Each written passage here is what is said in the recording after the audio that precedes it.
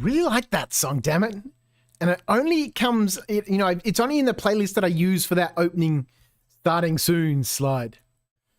I'll have to find out what it's called and put it into a playlist I can hear while I'm gaming. How is everyone? Welcome to the week. It is Monday. And we're here at Crouch After Dark. As always, in the dressing gown. The lights are dimmed. I really liked that vibe that we had going last Saturday for that chill stream. Excuse me. I got my cup of tea early. Drank my cup of tea, most of it. Chat's been wondering if I was going to be on time or not, but I was on time. Even got the stream going a couple of minutes early, just so that it was all good to go. I'm assuming everything's going to be okay, but, we'll see what happens. There's always some sort of drama. So welcome. I hope everyone had a wonderful weekend. Let's tune in with what I'm doing here, and we'll come back in just a second. Oh, there's a little bit of music. I don't have the epidemic sound on tonight, all the orchestral sort of music. We're back with the lo-fi beats from Stream Beats tonight. But we'll be doing very much... Oh, hang on 2. That's where we want to go. All the way over there. Not hang on 6. It's a good start. So we're just going to be following in the same vein, really. Doing a little bit of exploring of some wrecks. Picking more off the list. Seeing what loot we find. And, just basically exploring. Might break that up with a box mission or a bunker here or two just to, keep things interesting. Maybe a wreck and then a mission. Wreck and then a mission. Wreck and then a mission. We'll see. Oh boy, so that's the plan for tonight. There's a few things from CIG that I want to, have a bit of a look at. I'm not sure if I've already been through them. I haven't seen any news today or yesterday. So I just went through the launcher stuff just to see what was quickly there. Might be minimized. 4 or 5 things there that I thought I'd have a bit of a peek at while we're in quantum travel. Because no doubt there's going to be a fair bit of that, because I was thinking I'll go up to Calliope, and I was hoping I could get there before the stream started, but obviously that didn't happen. Because we are here at Area 18. Maybe we'll just keep going north. Let's get some doors open. Right, how is everybody? Jason the Bruce is here. Clap, clap, clap. We'll see, says Trid. Stream Elements has joined us. Good. It really hasn't been working. I got rid of that little tracker thing at the top up there. Just it wasn't updating or refreshing properly, so I thought, oh, bugger, I'll just get rid of it. I think the death counter is currently correct. Let's just boot up to Hurston, or in the general area. We'll map a path when we get there. We're in the 300i today.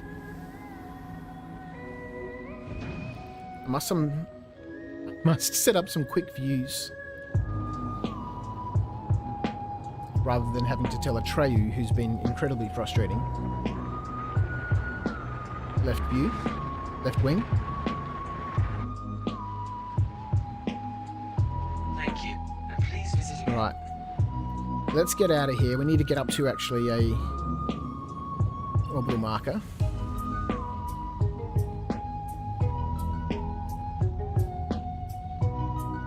My boost all used. I've got a feeling I've done something weird with my keybinds again. that might cause some fun tonight. Let's just picture. Right. Jason says his day's been surprisingly relaxing. The boost has automatically been applied. Stop.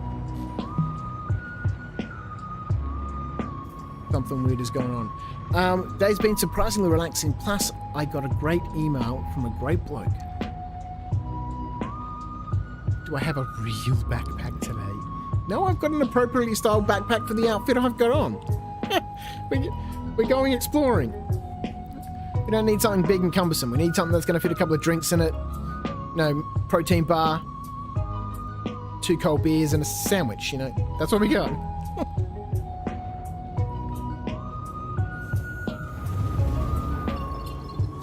It says as well, I hope you and yours are doing well. I like the chill lights. Well, they're all the way down. Like this one in front of me, I think it can go one more. But then it becomes sort of a little bit too dark. And we can go up one. And then if we go up one more, because all the other lights are off, it just gets too blindingly bright for me to actually game. And you can see how bright that is. So we go back one. Super chill. Super chill A. Ernie's here in the chat as well. And we are not in Quantum Viv. What are you doing? Hurston. Alright, so what did we do on Saturday? Saturday we did the 2 wrecks on Lyria. We did the 2... Kind of almost did the 2 wrecks on Waller. But that's when we started running into issues and troubles and... you know, the 4-hour mark on a Saturday stream, I said, nah, I'm done. I was super keen to play some, what's it called? KSP. God, why can't I remember what it's called? Oh, the Kerbal Space Program. I downloaded that the other day just to check it out and see what it was like, and it's been so much fun. It's deep. That game is deep, right? Crazy business. Tony's here. Good evening. How are you? So we're off up to Hurston. We've done the 2 moons down in ArcCorp. Let's get on over there. I want to quickly have a look here on Discord to find out where we're going. Couch After Dark, Star Citizen chat. Scrolling up a little bit, here's the list. Alright, so we're going over to Hurston. So there's a few here, there's 5. There's one near Bezdek. I think there is. I think I've been there. Oh, well, we need to find out. It's 5Ks away from Bezdek? 284. Oh, wow, it must... The bowl is 215. So it's sort of close. Aberdeen, 2 on Magda, 1 on Eta. Eta? Eta. Then there's one up at Microtech on Calliope, and Crusader has one on Cellon and Yella. So I hope tonight we can go through most of these at Hurston, and I'm looking forward to this because, you know, I'm still grinding my rep. I'm only a level 2. Is it security, like a mercenary guy, level 2? So we can do a few bunkers in and out of these wreck dives, and we'll see if we get any loot that we can actually get away with. I'm still disappointed we lost those 3 helmets on Saturday, but Hurston is nice because it's got Everest Harbour really, really close. So excuse me, it makes it easy. Right, whilst we have a bit of a travel, let's jump in here while we travel our way through Quantum. No one needs to sit there and watch that for the 400 millionth hour. So these are the 4 things that came up from the launcher today. Having a quick look back through here. The live game dev was the last thing that I watched. I saw the All Vehicles Q&A pop up on YouTube. Star Citizen Live, the All Vehicles Q&A, starring Jared Huckabee and special guests. I was kind of hoping this was going to be about, you know, ground vehicles mostly. Q&A. I'm Jared. That's Ben. Say hi, Ben. Hello. I'm Ben. And that's John. Understand how it works. That's why we have a wonderful community team who does all that stuff. So these are great fun. I really enjoy watching these from CIG. It's great to see the inside of how things work, and you just get these little bits of insight into, you know, process or tools or procedure, and it's great to see what they can accomplish in that 1 hour. So I think this is just a Q&A. I don't think anyone is actually developing or fooling around in this episode. So I've only watched a part of this. Did you guys watch it? You know, I'm really interested in ground vehicle stuff. There's loads and loads of ships. We don't need any more ships. So I need to catch up on this. Inside Star Citizen, this background music is a little bit present over the mic, is it? Let's turn it down. Thank you for letting me know. The video might also be quiet because of audio output from the browser is not set all the way. So this is what I was talking about on Saturday. You know, the changes inside Star Citizen. The stand system has seen many changes since the persistent universe first came online. It's grown, expanded, been reshaped and reformed, and it continues to evolve with each successive patch. And while the upcoming Pyro system and our journey to 4.0, I think that's a great thing, by the way. You know, small incremental changes, and you know, if things develop and they become, ulterior options to what they were when they first started, I think that's great.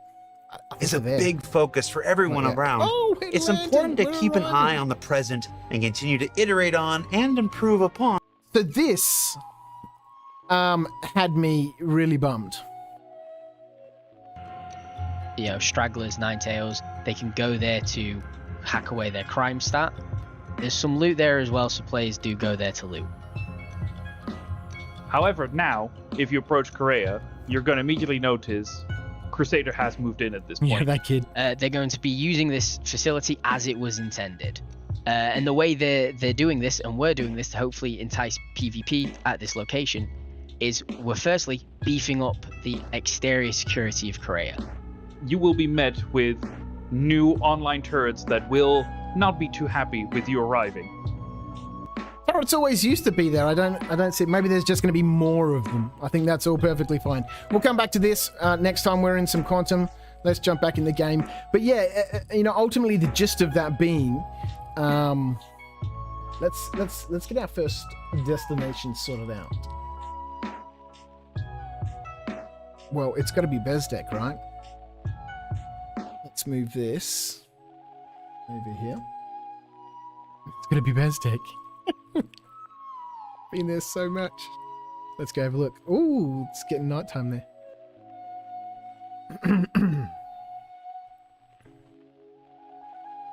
Now it's probably a good time to visit before it gets too dark.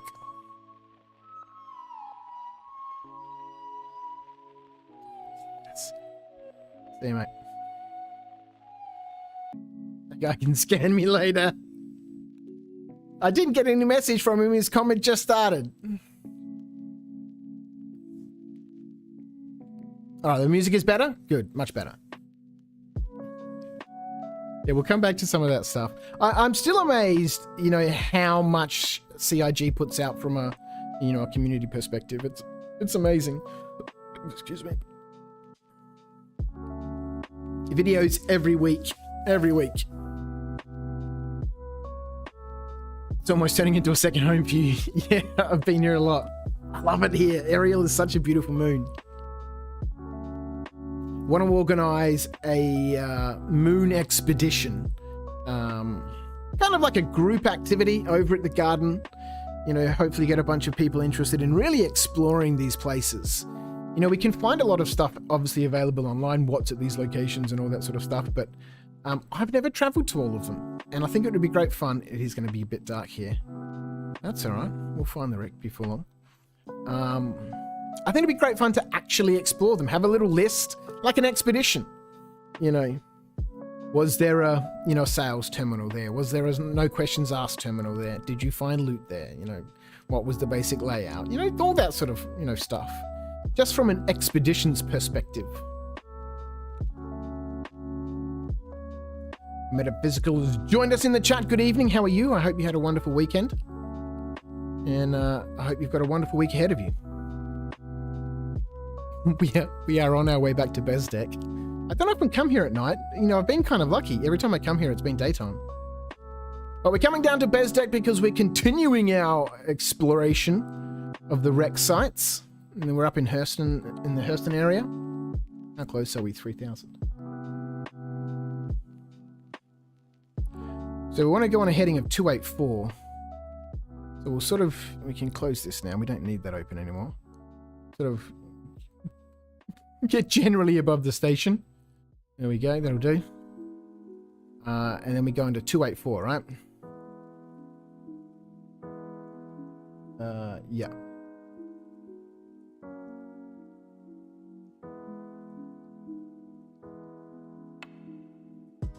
Really should learn these cardinal directions and their numbers and their degrees, you know, a little bit more sharply.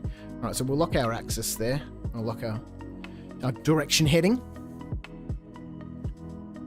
I use Bezdek a lot to restock my missiles, which is why I run into you there a bit. Ah, I see a lot of people there. Oh, shit, we've passed over it already. It was 5Ks.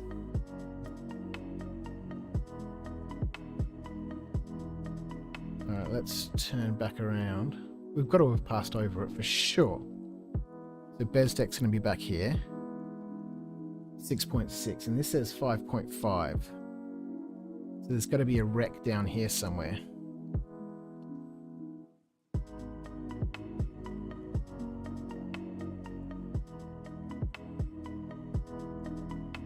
Surely we'd be able to see something burning.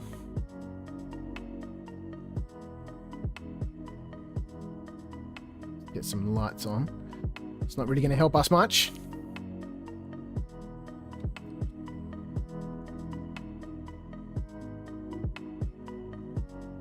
You're stuck in an infinite loading screen.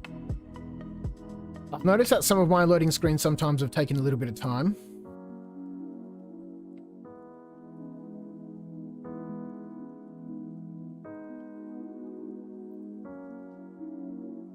I wish we could see something pop up on the scanner. There's a ping. It's got to be around here somewhere. Yeah. I'm expecting to see some burning lights.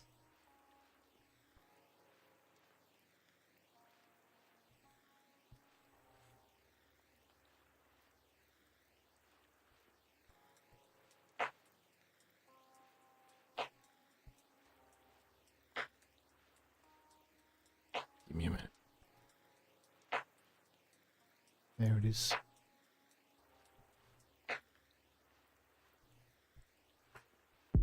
Just needed to get rid of that light for a second.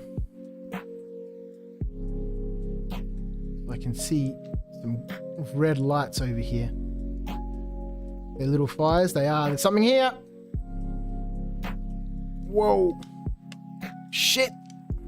Get out. Stop. I just need to turn this off for a second. What's going on?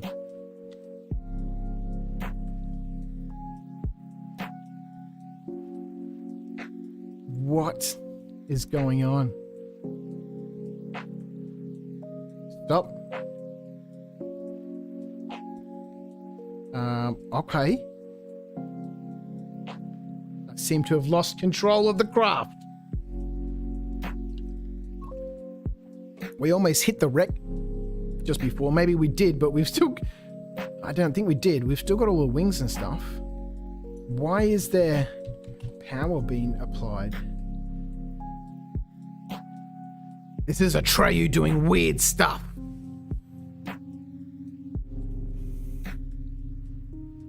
Did I log at a point of interest? No. We are still trying to find it. We found it, then we almost ran into it. Something weird has happened to my joysticks. I think Atreyu has done something weird. Alright, so it's down here somewhere. We're going to have to find it again. It was on a ridge.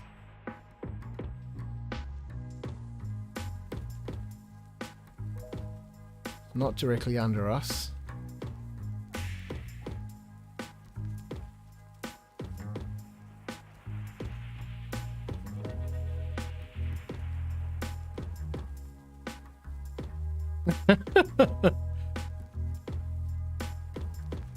Meta, I thought I'd be brave and try bed logging. Ah, my ship despawned as per usual. Ah, man. That's what Hearn's talking about. At Meta, yeah, I see. Read the messages properly, Viv. Too dark for this shit.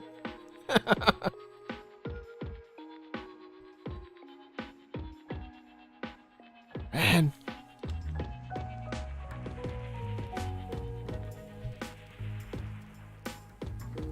So we could be completely off course too. Off our direction heading. Let's turn this off. I don't know what happened to my left joystick for a minute then. Either Atreyu was trying to do something and it locked the joystick, but eventually I managed to wriggle it and it came loose. I'm just looking for that ridge that we saw just before. because I can't see any lights at the moment.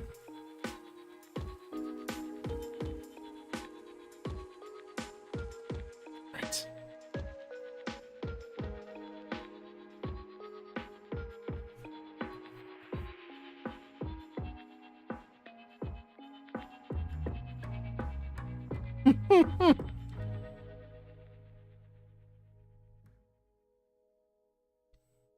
I think writing like Yoda would be a, you know, a very talented gift.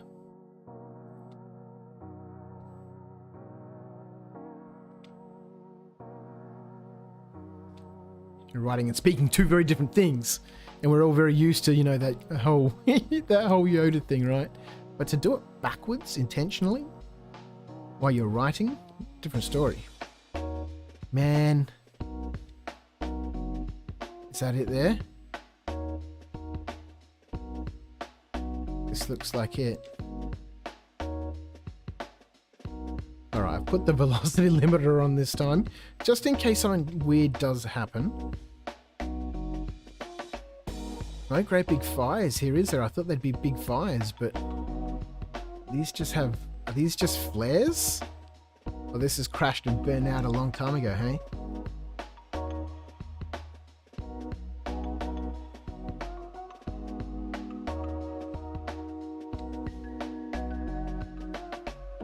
This is going to be interesting. Deploy landing gear. I don't think he understood that between my chuckle. Deploy landing gear. Atreyu. No, you're not. Deploy the landing gear. You pain in the ass.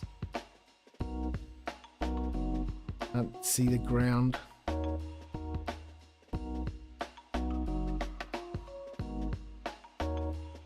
What is that at the front of the ship? Oh. No, never mind. Thinking of a different ship. That's the scoop on top. Night vision would be so good right now. It'd be amazing. We should have it. Alright, let's turn this off. We'll leave all the lights off and explore. Actually, to do this, let's... Oh, what is that? I'm getting a message from someone. I'm being hailed. Let's get back in the seat and see what this is about. Oh, this could be the security dude, right? No, I came out of, yeah.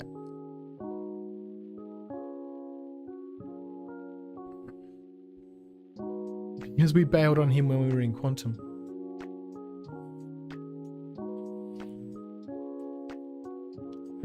The frequency was still open, Captain.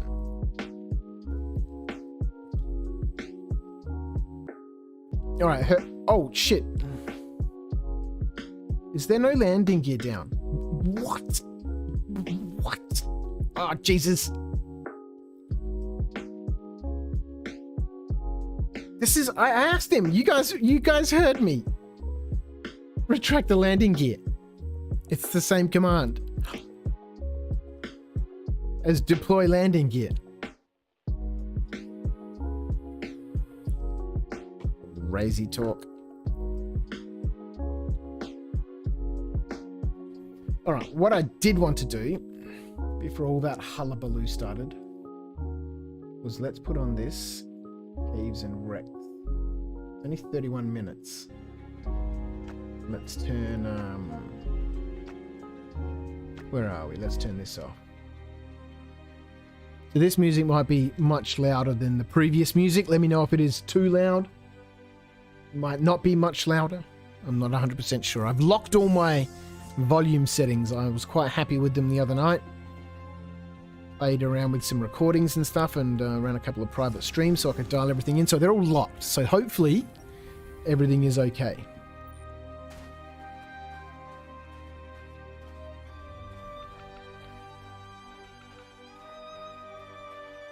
Oh, what the hell? Did I just get in the seat and then get out and not deploy the landing gear? Oh, fucking what?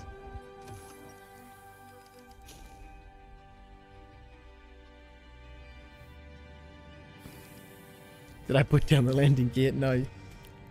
I got in the seat and got out of the seat. I was talking and my brain couldn't keep up. Alright, engines on. Landing gear down. Alright, we're on the ground. Engines off. Let's go. It reminds me of...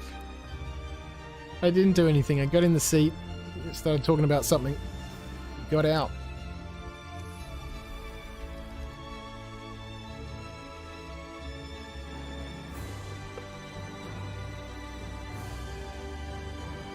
Alright. 15 minutes. Could be behind the ship over here, right? Let's go have a look.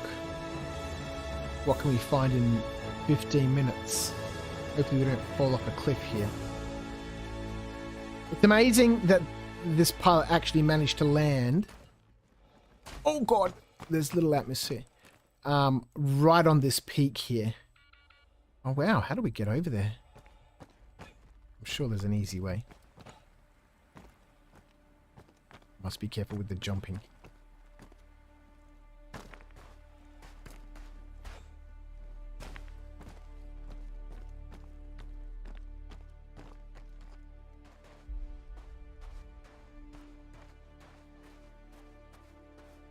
Okay, everything looks fine. I remember my helmet. When I first saw the survival estimate pop up, the first thing I thought was like, oh fuck, no! But, then I remembered, I know it. Oh, stop. Stop. I swear to God. What is he recognizing? No, no, no. Try to do this. There's one word in here that he goes crazy about.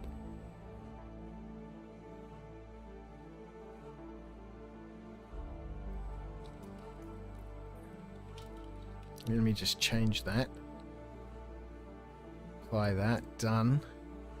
Whenever I say the word walla, whenever I sneeze or, make an old man groan, the stupid AI recognizes the word walla and tries to, start navigating a map, a waypoint there, a course there. Right, so we'll change that. That is off. It's another caterpillar. God, you could easily get trapped here in the dark and stuck. What is that 13 minutes for? It's probably for environmental hazards, but I think I've got an extra oxygen pen on me, but I don't think that's the biggest thing I need to worry about here. Is the fact that it's so hot.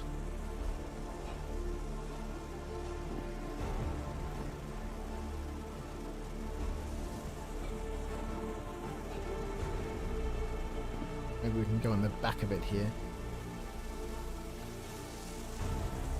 So it's interesting that there's just flares here. No fire. Maybe it's too hot on Hurston, on Ariel for there to be fires. Why would there be a flare burning? Can it be too hot to have fires? Is that a thing? Huh. He's having a spaz. He's so annoying.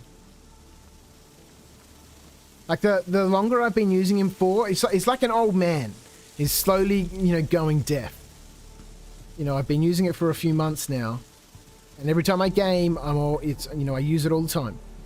And he's just becoming more and more of a pain in the ass. He won't, listen to things, or he won't listen to any commands. And then when you ask him, Atreyu, I am listening, Commander. He'll respond, and I'm like, dude, I just gave you a command like 6 times. You're not listening to shit.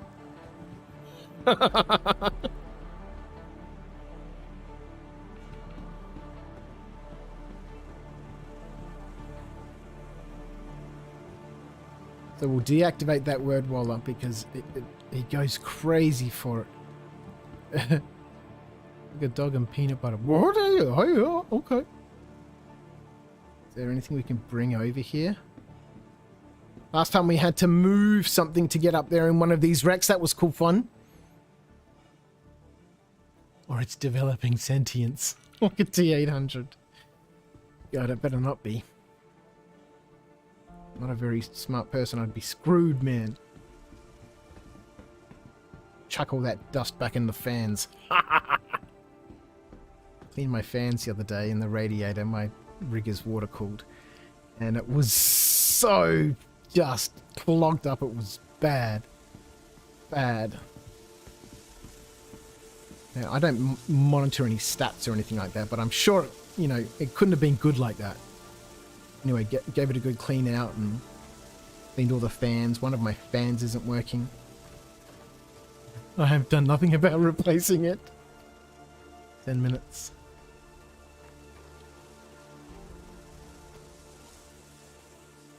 This is cool at night, especially because it's like right here on the summit of this peak, and you know, it's really difficult to tell. When I flew in, it looked like it was right on the edge of like a peak.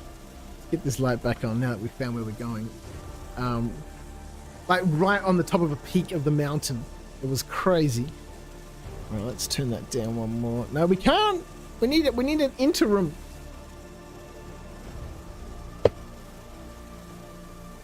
These are just super, super cheap lights from Amazon. You can't, you know, there's no specific fine tuning of them. I wonder.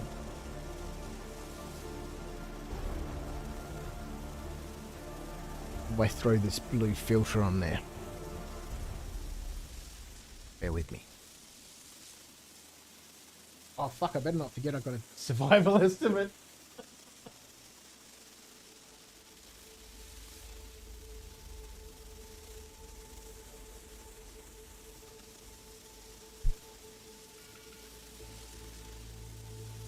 It's like my house when I was growing up, when I was in my late teens, early 20s. I lived in a big house, which we called the Palace. It was my family's house. And, you know, everyone had, you know, moved away and, you know, whatever. And so it was just me and my friends. We used to call the place the Palace.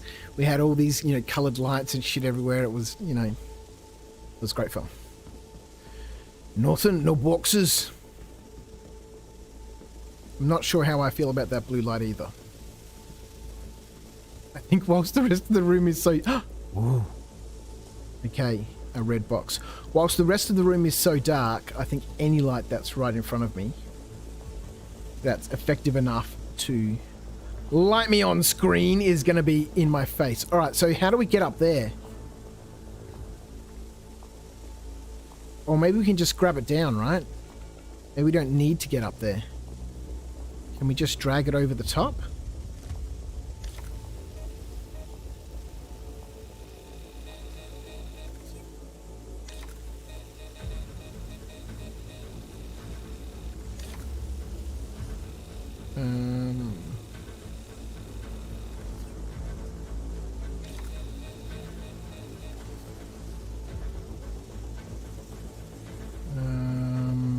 Okay, we can't get it through there because of the pipes. Can't get it through there because of the pipes.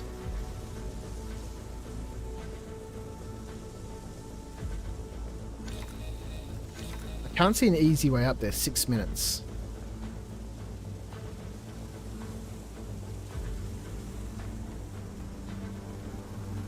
I think this one just needs to be sort of moved over this side and then taken out through this side. Oh, hang on a minute. What's that? Let's move that out of the way. Let's move... We'll move the box through here, up, and then over. Oh, look at that! A nice little puzzle! I like your puzzle. Have a look. 6 minutes of life. Oh, a bunch of the toy guns. Thank you so much.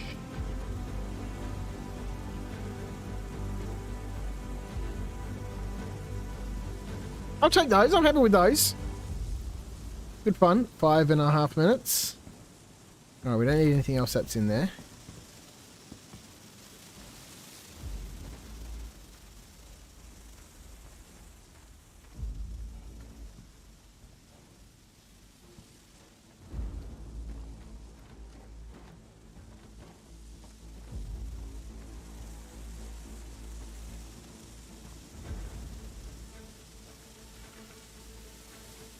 5 minutes. I think this is the last piece.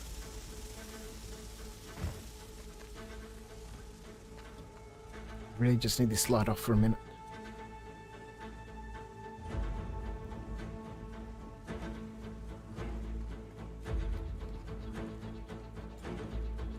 Shit, this is a bad idea. And the music's not helping at all.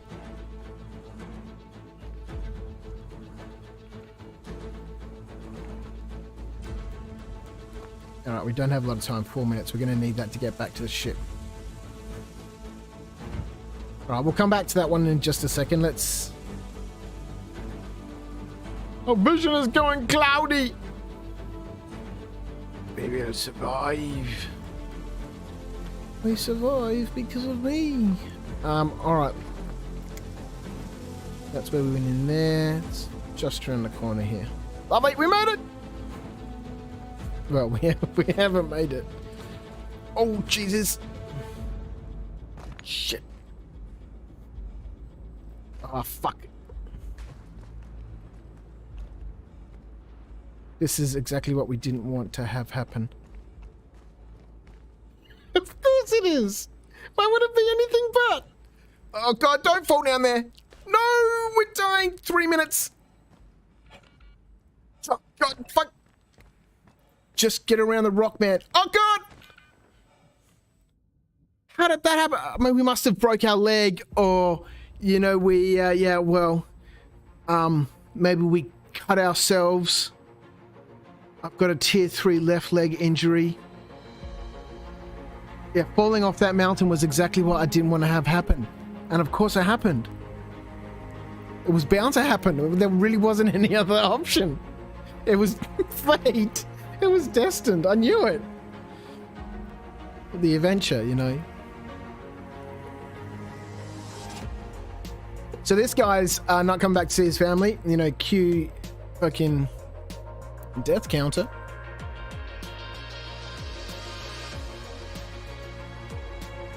$19. So close to home. We're just off the mountains at Bezdek. There. In a few years, someone will discover my rotting bones.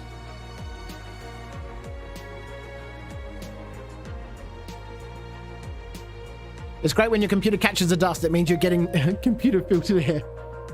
Yep. I have a Corsair Crystal 570X. Oh, maybe you've got the same thing.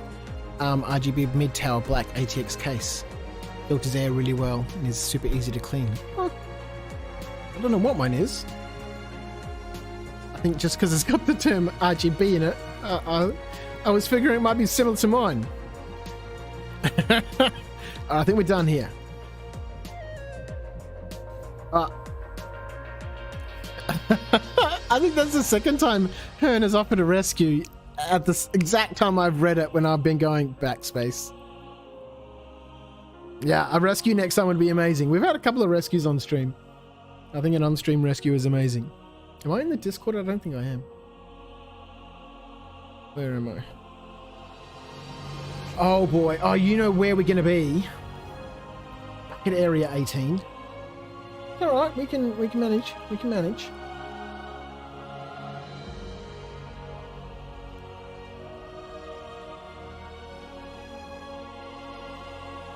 That's where we want to go to there.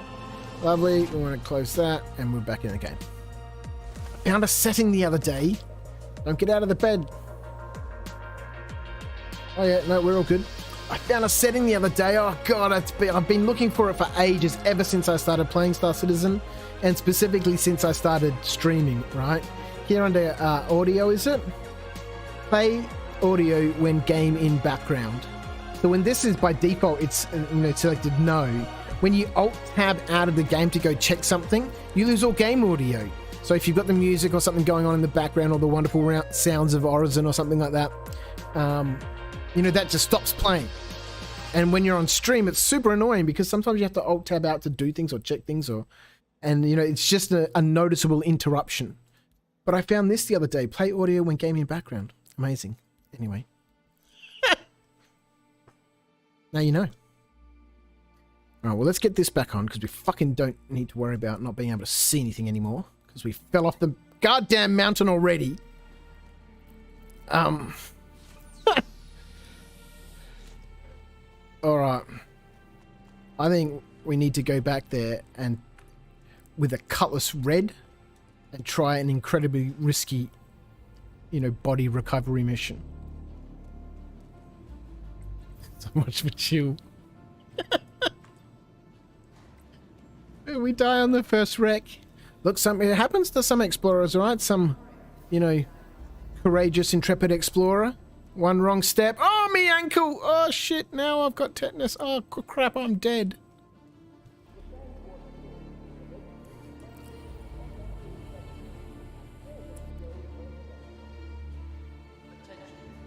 Jason the Bruce says he's got his stream snacks.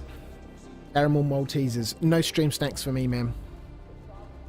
I ate so much junk over the weekend. It was just, my stomach is just not in a comfortable position at the moment. Man, I'd wear my Ardent CL red out, but, it'd be gone in the first mission. And the rest of it would be body recovery missions. It was a little bit sketchy.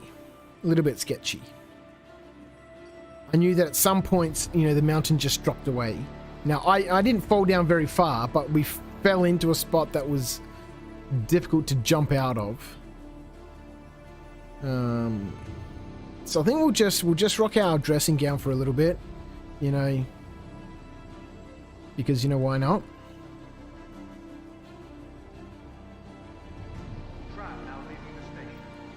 I think we can. It's okay. I don't think we should have any problems. Yeah. I was just about to say to that guy, why is he standing so close, man? I'm in a dressing gown, dude. Did you go up that close to someone who was walking around in a medical gown?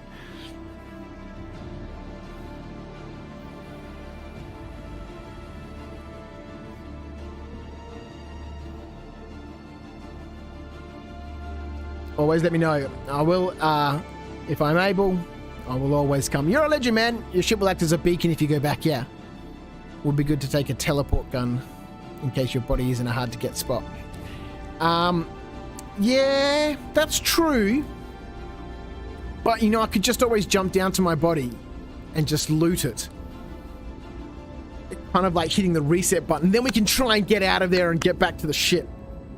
I think that's maybe, we could try that. Or, in a sensible world, we'd take, we'd just re-kit because we've got a fair amount of kit and just go back prepared, right?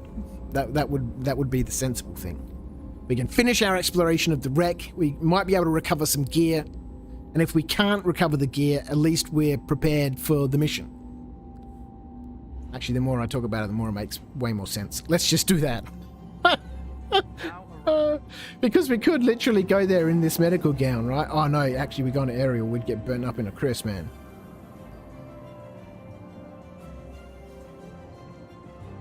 Alright.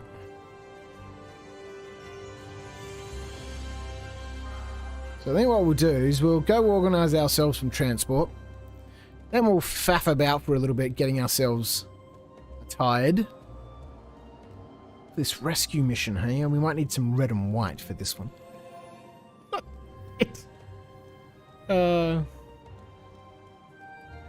You like the gown and flip-flop combo, hey? It's nice, isn't it? Although I don't even think he's got flip-flops on. He doesn't. It was just bare feet, man. Just bare feet and some sort of weird sort of skull cap.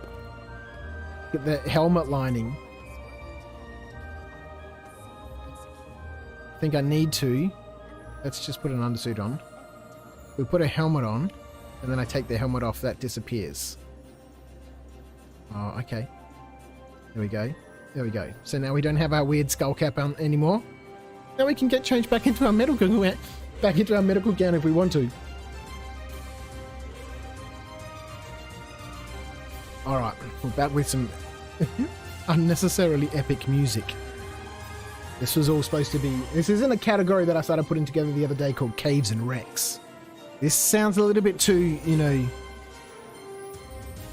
high power for, Caves and Wrecks.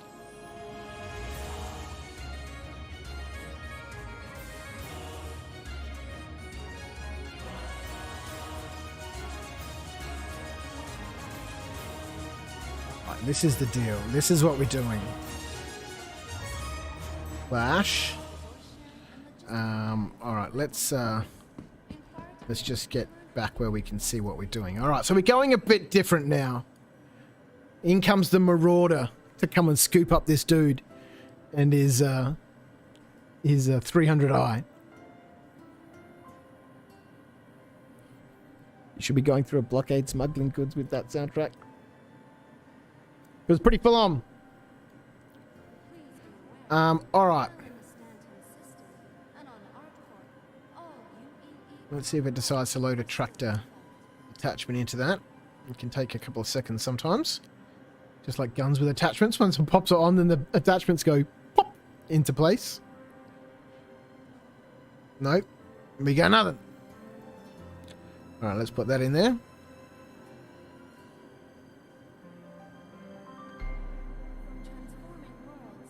I think we'll take a pistol. And what we'll do is we'll recover that body. We'll finish exploring that wreck. We'll take a pistol. Oh, my executive edition pistol. No, thank you. That I got for spending too much money in the pledge store. Let's take this. All right. So we need. Let's go. Welcome. Need a 315p for this guy. Pirates are always in the 315p. Why? Because it's got that, you know, that darker bluish and yellow sort of paint job stripes on it. And, you know, it's a 315p. It's got, you know, a tractor beam in the front of it.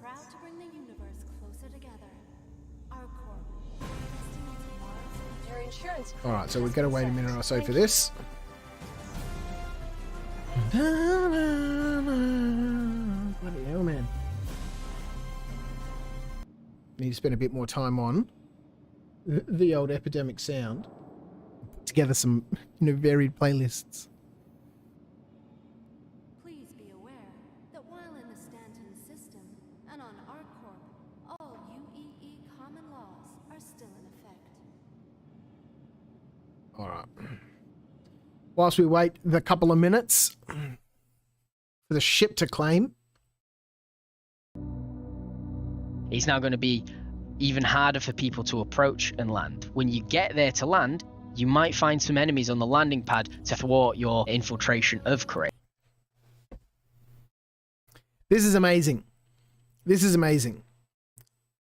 These guys are walking around on the landing pads outside the station, right? They're in space. But the fact that at this station there's guys now walking around outside, you know, that bodes well for all of this stuff happening in the future at other facilities that already exist.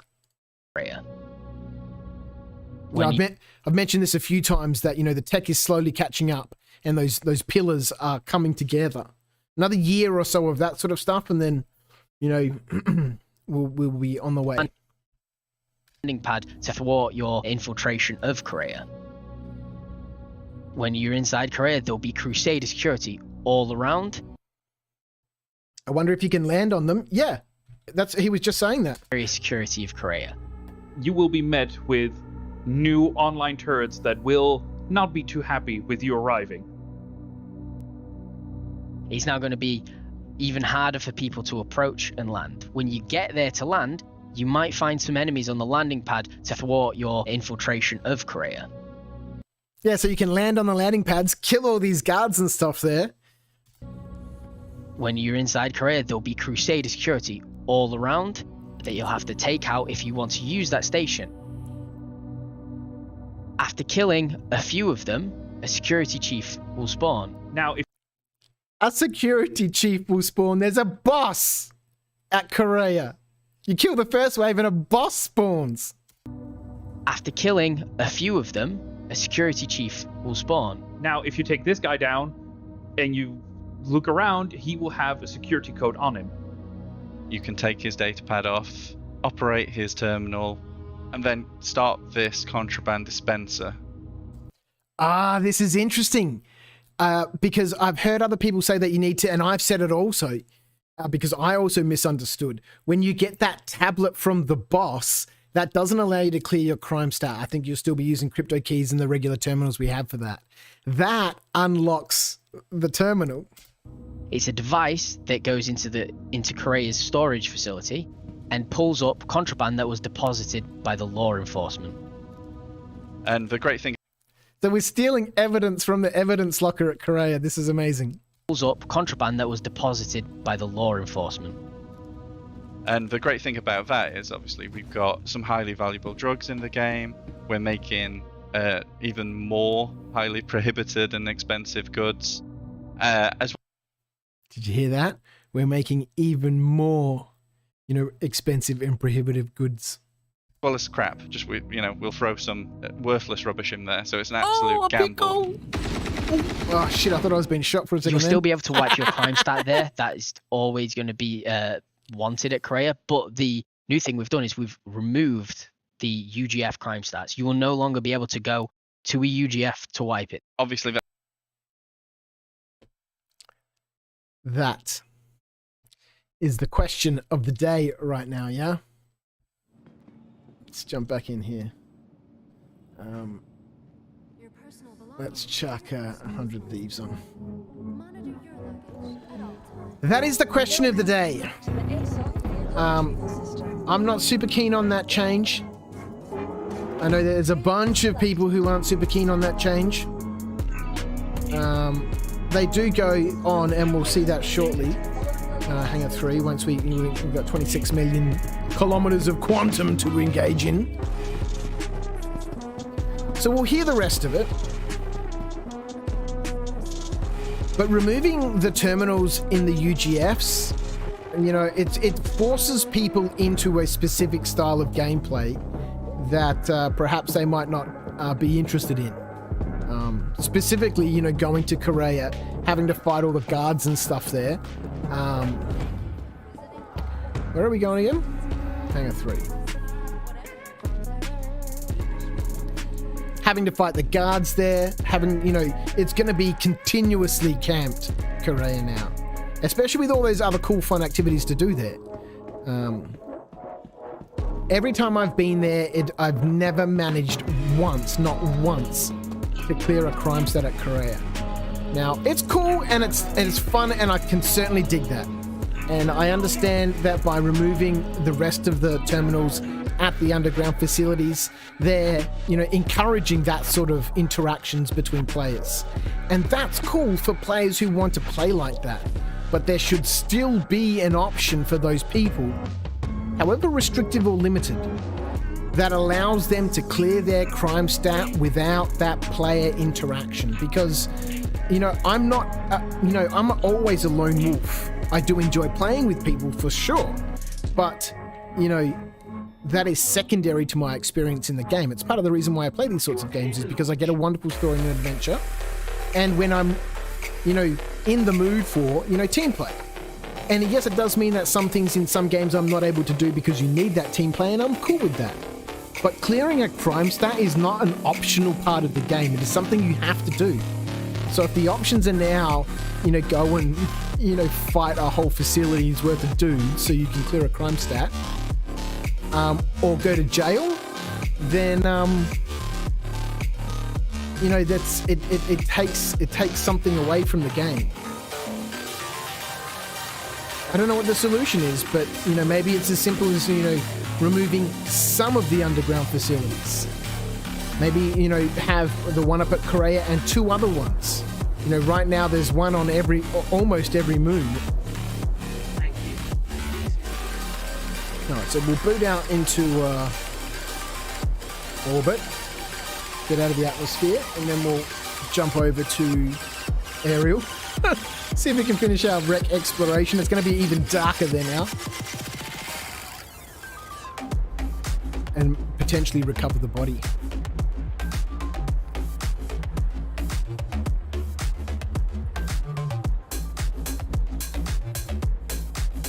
I thought it is a bummer you can't shoot the 890 jump pirates with your ship if you land in the hangar.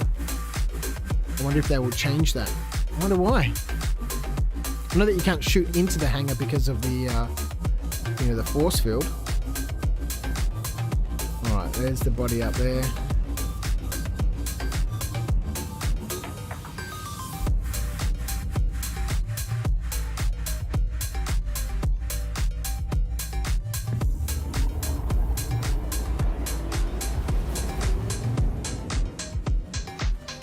I bet the boss will have special armor. Yeah, he's definitely going to have something on him. For sure. You know, as well as giving you the code to unlock the evidence locker, he's going to have other stuff for certain. I would straight up just go to jail. Would be less hassle. Yeah. I think they should add the NPC to those terminals as well. Well, I think, you know, the rest of let's get back to this video, right? Because then they start to talk about jail. And, you know, improving its, you know, the gameplay there. Let's turn this off. Hang on. What? Why have we still got music playing? I don't have buttons on my stream deck for that. Okay.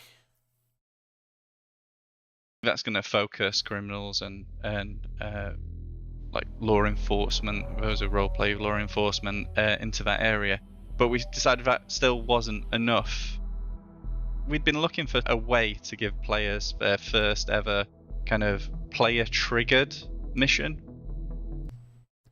I was thinking about this just yesterday again as well. This is a fascinating idea, and it's great to see that the tech is available because it opens up some amazing gameplay, which I'll talk about in a second. Kind of player-triggered mission. When this location goes under attack, which is when a certain amount of the AI that are defending the location are killed, and broadcast will be put out to all bounty hunters, anyone who is a lawful player, to come to this location and remove the threat at that location. So this is great and terrible at the same time. It's terrible because, you know, relating back to that ability to clear a crime stat, now not only do you have to still clear the crime stat, which takes a while anyway, and you always risk being, you know, ganked by other players. You still need to do that, which is cool. But now you got to fight your way through guards to be able to do that uninterrupted, and then potentially fight a boss who gets spawned. And partway through this, the server gets notified that Korea is under attack, and everybody turns up. Now all of a sudden the boss fight is on, the evidence locker is open, and people are handing out drugs, and people are locking down Korea, and then now no one can clear a crime stat. Other than just getting involved in a great big messy, you know, jump down crime stat clearing, you know, festival. However, don't get greedy. It's amazing from the perspective that, you know, we can see these player driven or player, you know, spawned events happening, these missions happening, because it allows for all sorts of other cool gameplay. I've been wanting to for a long time, and no doubt we will see at some point in the future. It's nowhere near a key sort of part of the system, anywhere near it. But the ability to go to these admin offices, the dudes there, make a delivery is an option, right? And be able to say, okay, I want to deliver this package to this location, and this is what I'm going to pay for it. And just like the beacons and stuff that we can start seeing coming online right now, and like this function that we're going to see at Korea, it will trigger a mission for someone to say, hey, come and take this box. There's a mission available for you to transfer this box. So it's exciting to see that happening here, because then, you know, all the precursors are there for us to see these sorts of missions at some point in the future. When, I don't really care, but, you know, we can start to see these pillars, these building blocks coming together. You pick up any of the contraband, you might just be marked as one of those bad players. The station is going to be camped forever by orgs, just like Jumptown. Yeah, exactly. Yeah, exactly. Maybe not the drug dispenser. Well, it's not a drug dispenser. It spits out evidence. And so that evidence could include drugs. It could include the pico dolls. It could include scrap. It could include, you know, who knows what, right? Sounds like we're there. Maybe not the drug dispenser, but I think keeping those terminals would be good. I mean, it's not already camped. It's not already camped, to be fair. You know, I've been to Korea before, but I've never managed to successfully leave. And I've been there before when nobody's been there. It's just my ship has been destroyed. I'll go and actually, no, I lied before. I'll go to, you know, go clear my crime stat and then, you know, log off. 1 or 2 security outposts per planet would be good. Tree will move from a campsite to a base of operations. Yeah, exactly. Is this alert only if you activate the drug dispenser? Well, from what he was just saying just then, it sounds like it's going to activate when you kill a Who's the certain threat number of at that dudes. location. However, don't get greedy and pick up any of the contraband. You might just be marked as one of those bad players. So if you go there and you nab some, dudes who are there, you might also become a criminal if you decide to take some players evidence. their first ever kind of player-triggered mission. When this location goes under attack, which is when a certain amount of the AI that are defending the location are killed. When a certain number of the AI who are defending the location are killed. So I don't think you'll need to even get up to the boss. Maybe 5 or 6 dudes in. Don't know, that's all speculation. When a certain number of them are killed. Wouldn't we classify the comma arrays as player-generated missions? Yeah, exactly. The comma arrays are doing it right now. You take down a comma array and it spawns a mission to restore the comma array. Do the AI take those down as well? No, I don't think so. I think they're all player initiated, and then players go and recover them, or restore them. And that sort of stuff is amazing. I want to see loads more of that happening in the game. Right. We need to get back to Bezdek, which will be back here somewhere. Bezdek?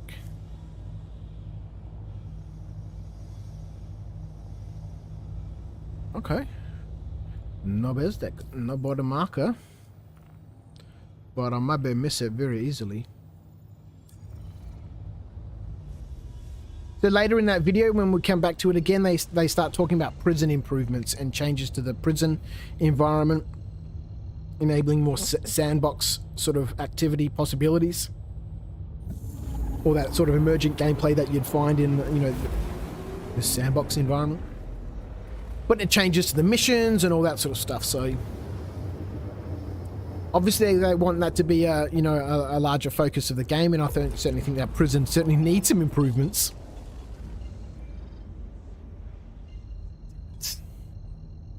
There is nobody there. There is nobody there.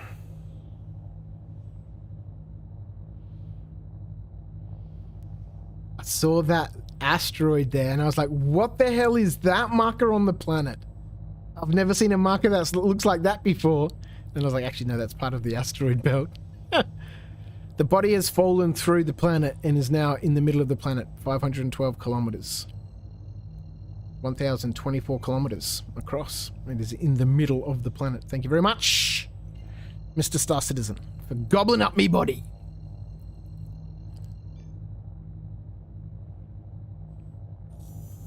I filled my Avenger Titan with gold, and I'm going to ArtCorp to make 1,500 credits. Yeah, gold is not, it's on the very lowest bracket of, value in terms of commodities.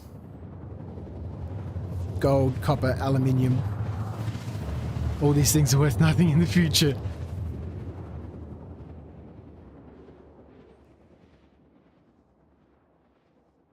What was the Korea mission?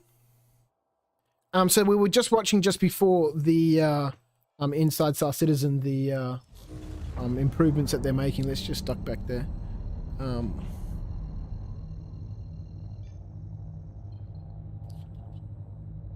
The Korea mission. So we were just watching just before the. This is the perfect time to show a replay slide, right? Improvements that they're making. Let's just duck back there.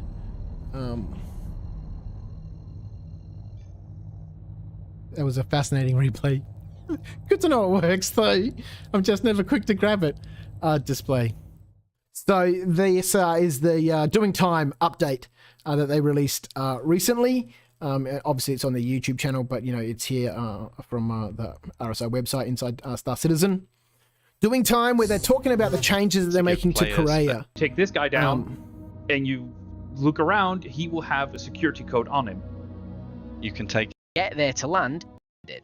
And the way they're doing this, and we're doing this to hopefully entice PvP at this location, is we're firstly beefing up the exterior security of Korea. You will be met with so basically we've been through a lot of this. Basically, there will be security guards at Korea now. To clear a crime stat, you'll have to fight your way through them. If you fight through a certain number of them, a boss will spawn. Kill the boss and he drops a data pad. On the data pad is a code. That code unlocks the evidence cabinet, and then the evidence cabinet just starts spitting out drugs and stuff, or scrap, or pico, whatever. And who knows? They're saying it could generate all sorts of stuff. But partway through your slaughter of the security personnel at Korea, a mission is spawned throughout the server and broadcast to every lawful player. So I'm assuming if you have a crime stat, you won't get a notification that Korea is under attack and that you should go there and help defend it. So that's the mission. It's player spawned, and it spawns when that player kills a certain number of the guards at Korea. All right, let's get down to Bezdek. Let's see if we can find the wreck. Getting a bit lighter. We've got 0 chance of recovering the body. We should see my ship when we get pretty close.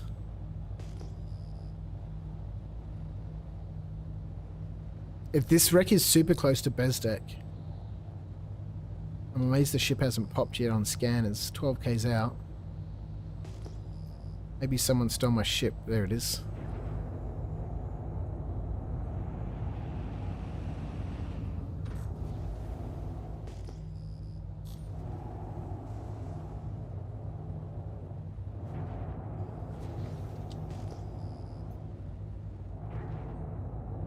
Alright, let's have a look.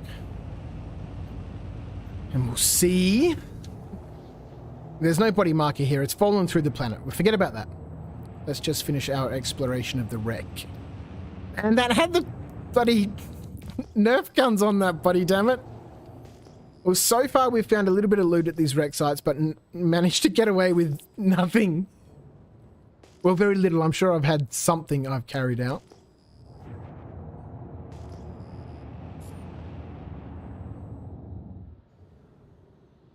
Ah, someone's here in a Cutlass Black. Saw my ship posted up here.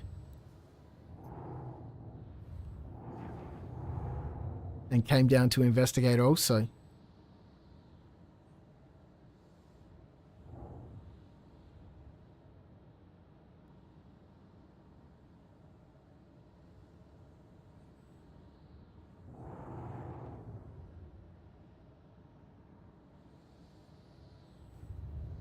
So my body was over here. I fell off this mountain here. We were so close into these rocks here.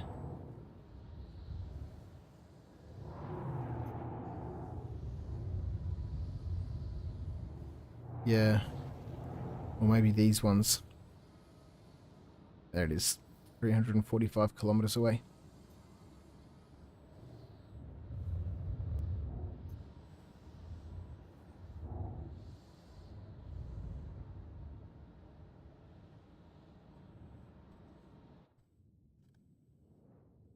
Oh, there he is down there. Look at him running around.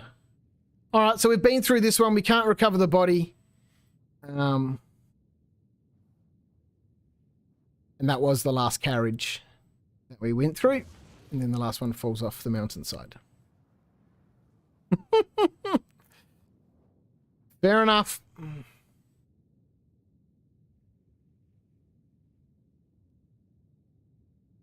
Once we can mine asteroids, it would make those materials more bountiful. I wonder what the same amount of laranite would make you. Fair bit more. Fair bit more. But yes, once we get more activity from Quantum, or it's no. See, I thought I put the landing gear down. We would have landed it again on the belly of this ship. Once we get more of Quantum involved, where it can start making these decisions about what commodities and resources are actually, you know, in demand and therefore have more value than something perhaps that was in demand last week. Once we start getting that sort of stuff, then we can start to see all this sort of wonderful, you know, changes in gameplay rather than the traditional, mining for Quantanium, rock mining for Hadonite. It becomes, actually, we really need this material. And, you know, this is the price for it right now. If you can find it, bring it to us. So now all of a sudden you've got to go out and you've got to find different sorts of materials and learn a different sort of skill set within that mining sphere to find that specific sort of mineral. Because we all have our techniques and stuff for finding quantanium. We all have our techniques available for, you know, how we interpret scanning and all that sort of stuff when we're flying around and rock mining. And having to learn about all the other minerals and ores, you know, it takes it from just, you know, being a hadnite collector to an actual mining profession.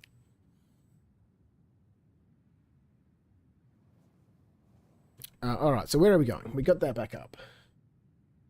So this was the only one on Ariel. There's 2 over on Magda. Let's head over there.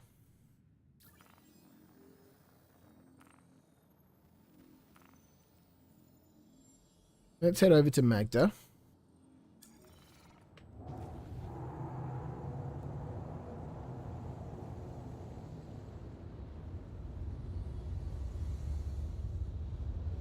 Right, we'll get out of the atmosphere and then we'll fly up over there and we'll go check those out. Where are they?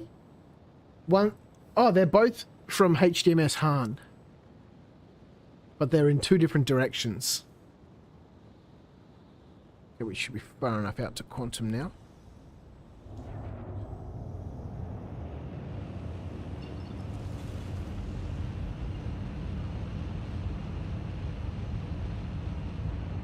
One is at a heading of 274 degrees. The other one is 33 degrees. One of them we've got to travel for 96 kilometers. As a note that says moderate distance. So I think we'll definitely be getting the right altitude and then locking our heading for that passage.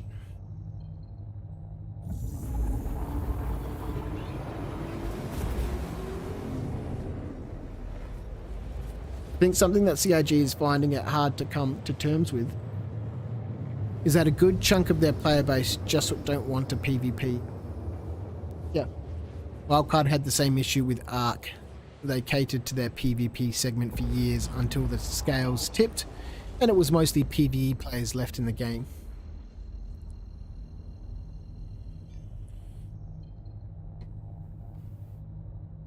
I loved Ark when it first came out. Absolutely loved it. HDMS Han. Magda is another place that doesn't seem to have a great deal of stuff on it. What does it have? 2 places to go to? Perlman and Han. Is that it, really? See, I need to brush up on my moon knowledge. So yeah, there's a Comare you can visit. And then HDMS Han and HDMS Perryman. Alright. Wow, amazing. What is all over here?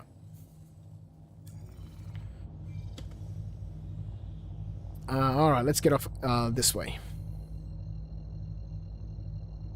Yeah, it was so much fun. I just, you know, I'm a PvE guy, you know. I don't intentionally look for PvP. I don't mind it. I enjoy being involved in it. I enjoy gameplay that facilitates that sort of activity. But on the other hand, you know, I also enjoy, you know, not getting involved in it. So I don't want my whole experience in a game to eventually be determined by PvP. Which is why, you know, after playing DayZ for years and years and years, you know, before it, you know, back when it was an Arma 3 mod, you know, the game has always had an element of PvP, but then everything, it just became about that constantly.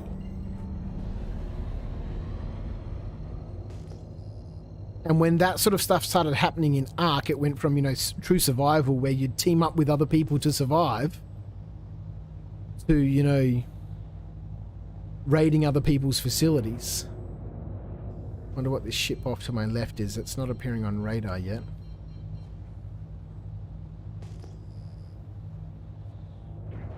So we're heading 274 first. We might as well go 33 first.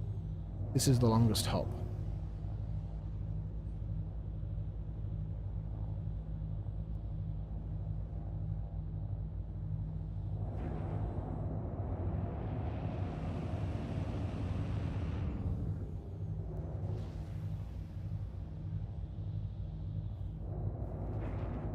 Yeah, and the Barbie's here in the chat. How's it going? It is going well. All right, so we're up over the base, getting a little bit of altitude. We're going to 33.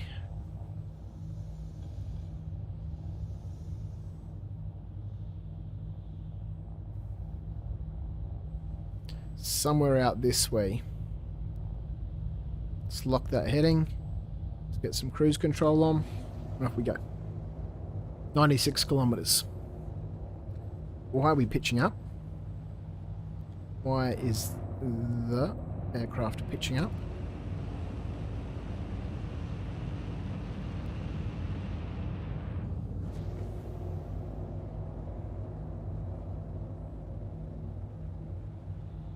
Alright, let's lock that heading. Yeah, and so when Ark started to change a little bit more and it just became PvP focused, I just lost interest.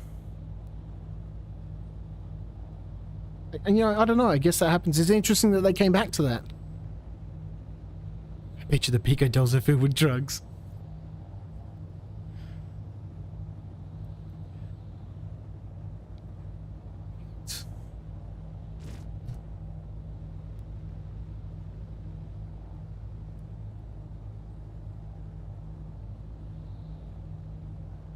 Alright, let's start cooling down a little bit. How far you reckon we've gone? 40 Ks?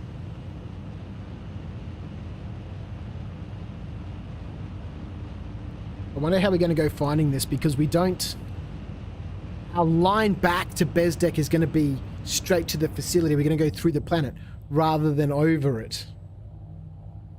Because I don't think there's anything here that tells me my planetary distance, how far I've traveled along the planet's surface. All that sort of information from a navigation perspective would be amazing. Alright, let's chill up here. Then it's got to go AFK for a bit.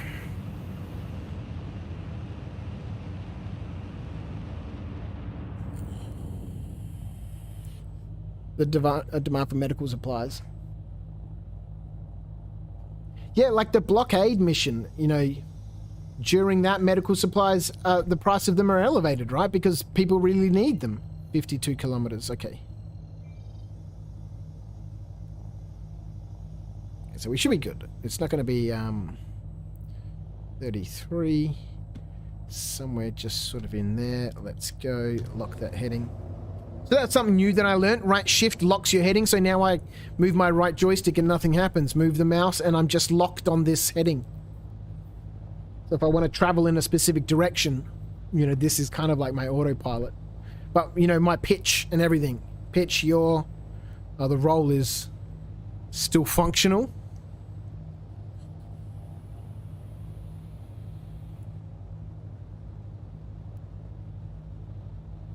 Let's disable that. Turn off the cruise. We'll drop down a little bit.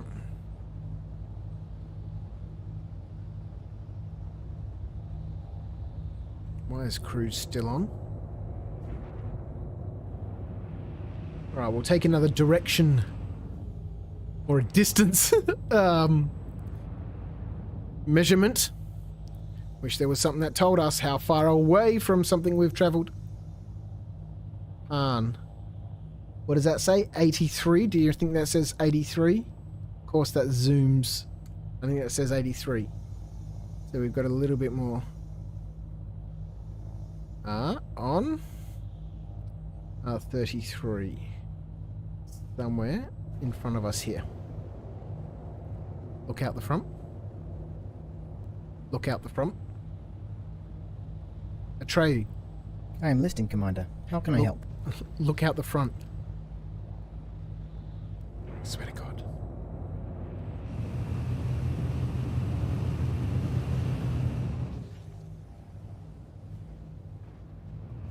Alright, so we should see something. It should be up here.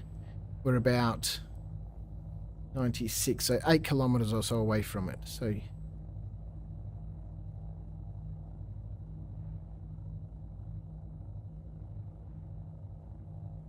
this will be our second wreck in the Hurston area. And the first of Magda. So this is cool. We get to see this one. Then we'll fly back to where was it? Han, HDMS Han, and Perryman was the other.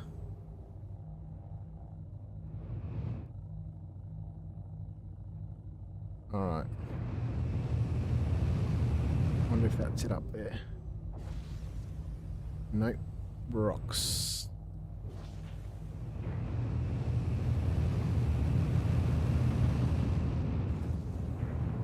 What's that out there?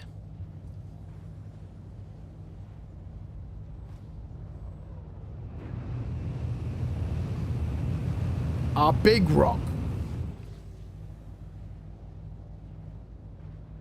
More rock.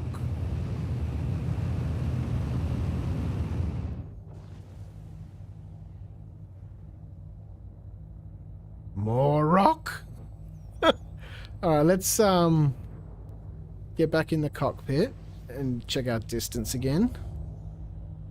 109. So we want to be 96. So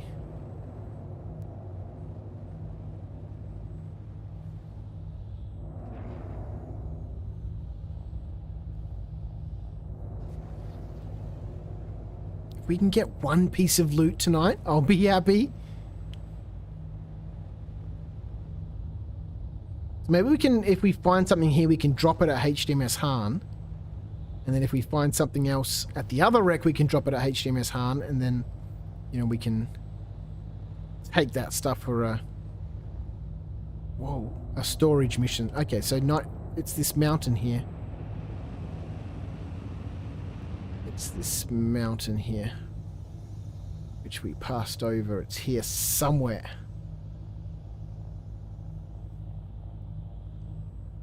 Let's have a look.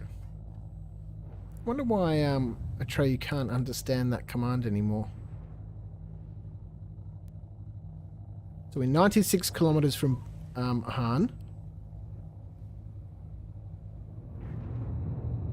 Those rocks over there look a little strange. There's a mountain here which has been indicative of all the crashes so far. Oh, except I think one on Walla, which was in a crater.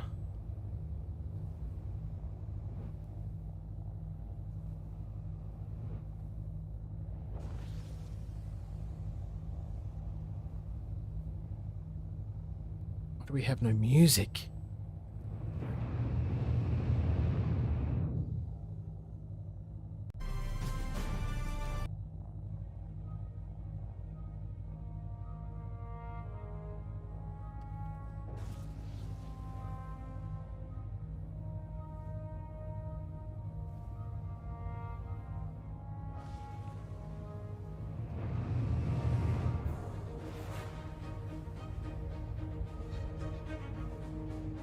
Another fast song.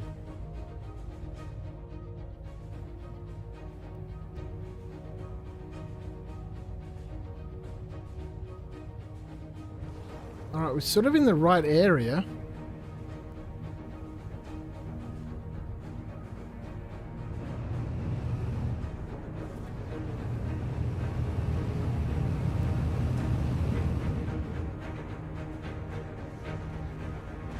Search and rescue pilot I am not. I'm just not sure how far it renders from the ground also.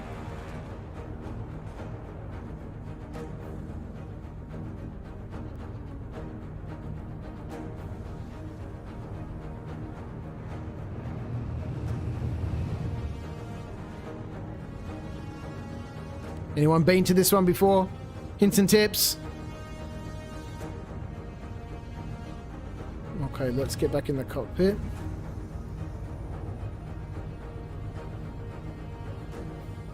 Does that say 93? Yeah, so it's definitely here somewhere.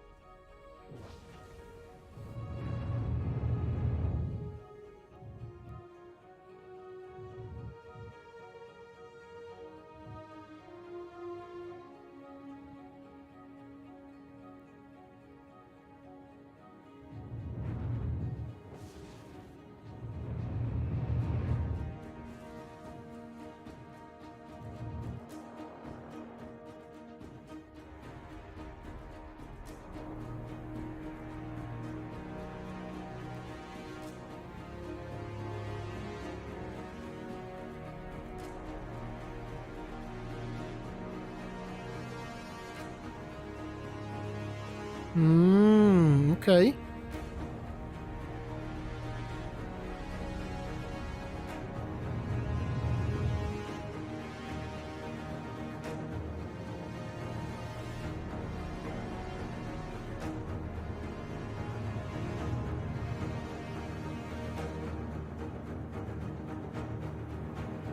$33, yeah.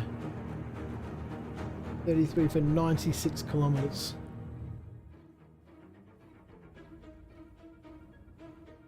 Alright, so we cannot find this wreck outside of HDMS Han. Gotta be here. We're in the right area. There's mountains and stuff here.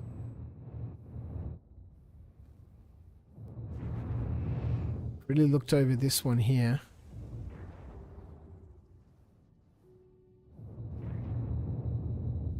I think maybe this range is also closer. It's also, you know, in the same relative direction. But these, you know, these directions are pretty specific. 33 degrees for 96.3 kilometers.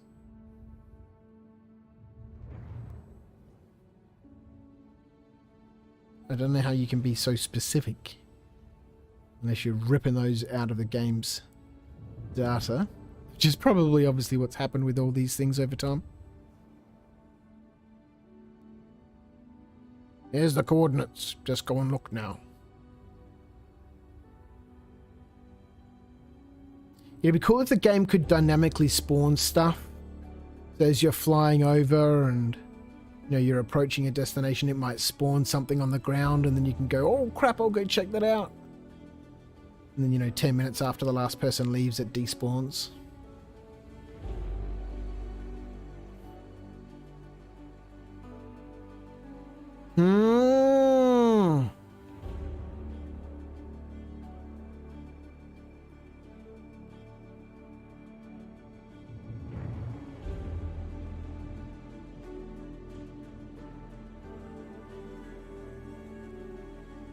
Geez, Magda's another gorgeous looking moon.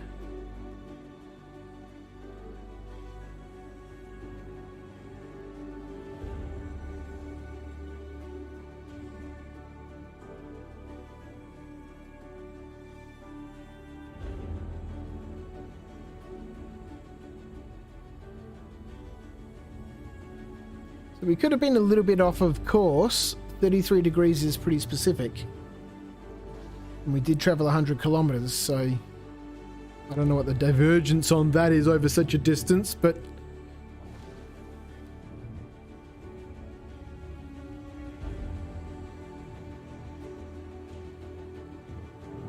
so we could be very close, but just in the wrong spot.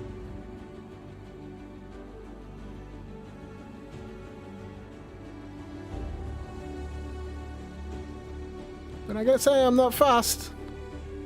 It's quite nice flying around here, just keeping an eye out. Look at this rock formation right here, right? It is so different from all the other ones around it. But this sort of environment like this, where you might just had like great big rocky, you know, canyon with, you know, this size boulder all around it, would make for some amazing little skirmish gameplay. Kind of an anomaly, that one. There's nothing else like it out here. Alright. I've got a feeling we're going to have to go back.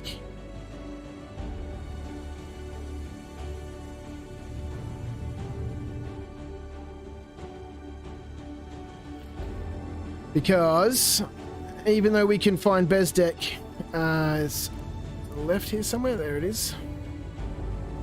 Han.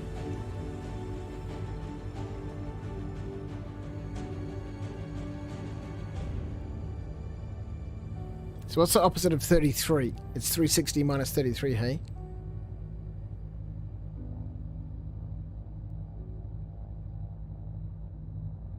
I made precisely 900 credits for that little load of gold. Just enough to cover the fuel. Crazy.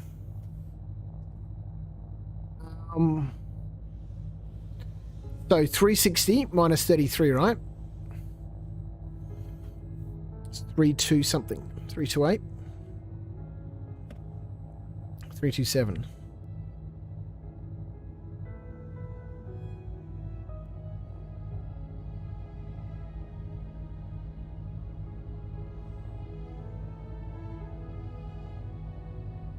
Unless I'm misunderstanding the compass.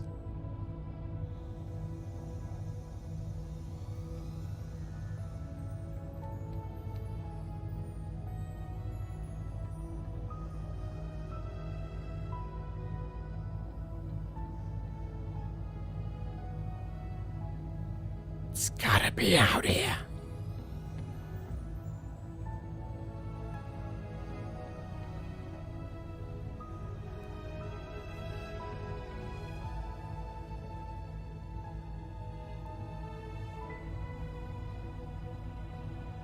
It could obviously, instead of being in some mountains, it could just be right there on the ground somewhere.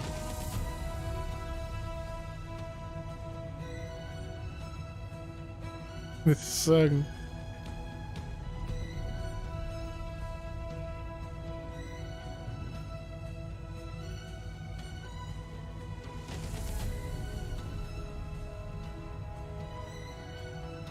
Oh, we might need to go back.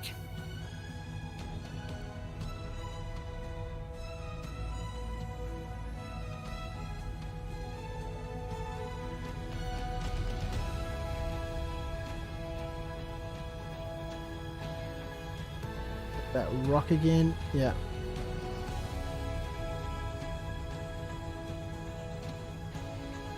We're at this mountain range here.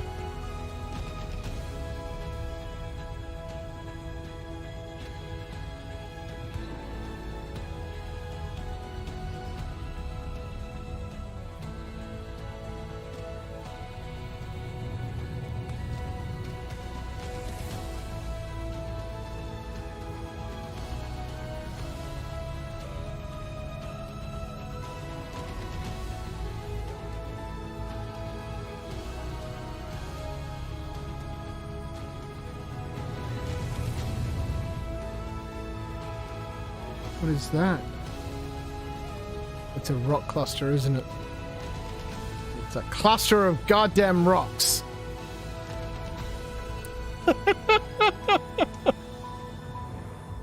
Oh boy. Why are they rendering some from so far away? But my wreck isn't.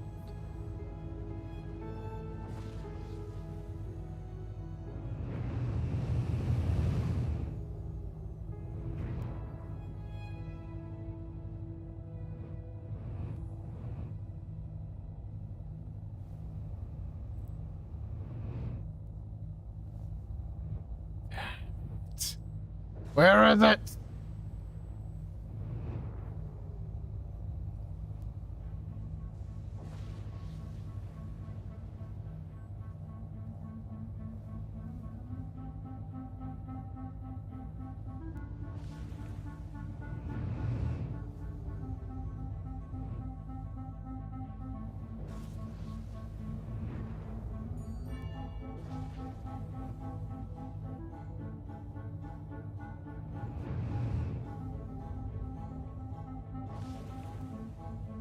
Well, these rocks and stuff everywhere also make it a little bit tricky.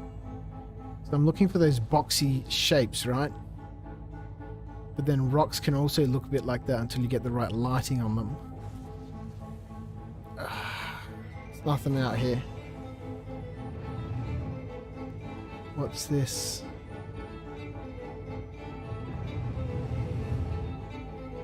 It's nothing. There's nothing in them mountains, Viv.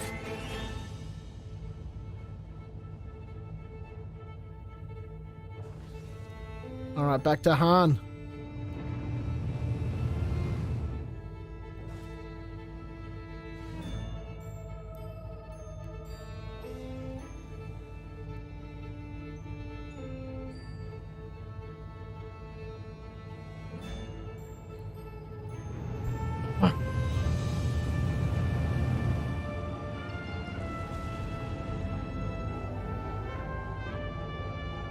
All right, we'll head back and we'll try the heading again.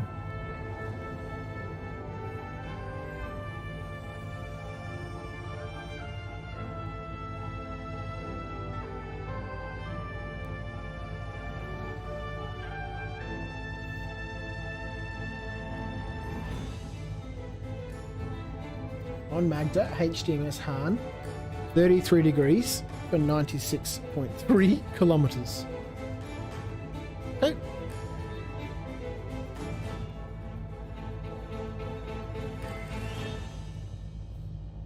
It would be cool if you could control your pitch when you've got your heading locked. So that way, you know, your heading is correct, but you can still pitch up and down. So that way you could fly closer to the ground and pitch up when you needed to, and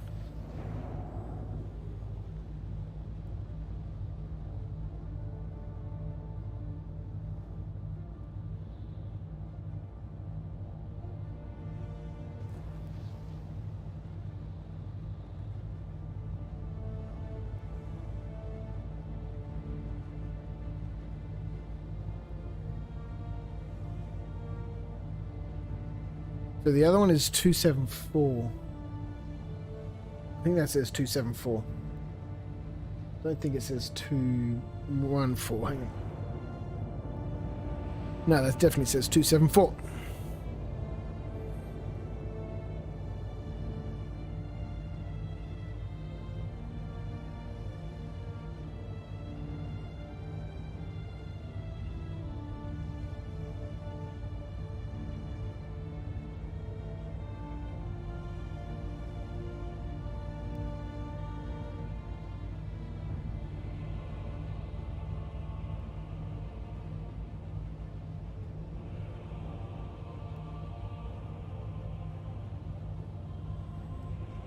Look out the front. Why does he not like that?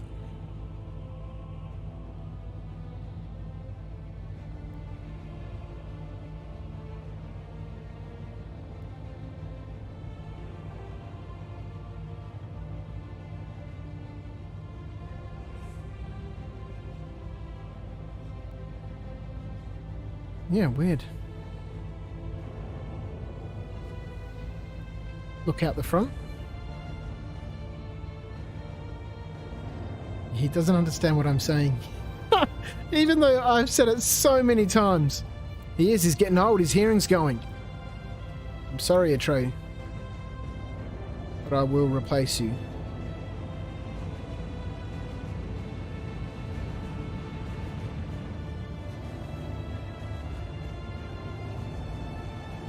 Alright, this is Han. Alright, so we're directly above the base. We want to head 33 degrees.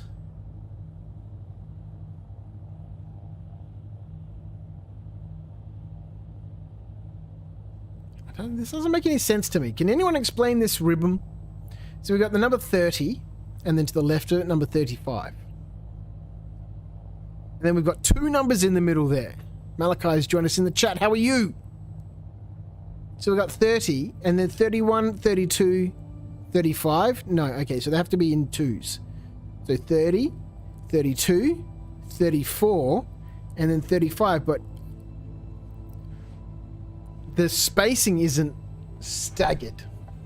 So I've got 33 degrees on this heading. Right, let's lock that. Let's engage some... I wish there was a distance indicator. There's nothing there, is there? The only way we know how far we've traveled from something is to turn around and have a look at what we've traveled away from. True. Rawr. So we're trying to find our first wreck here on Magda. We're at HDMS Han. We're on a heading of 33 degrees and we're traveling 96.3 kilometers.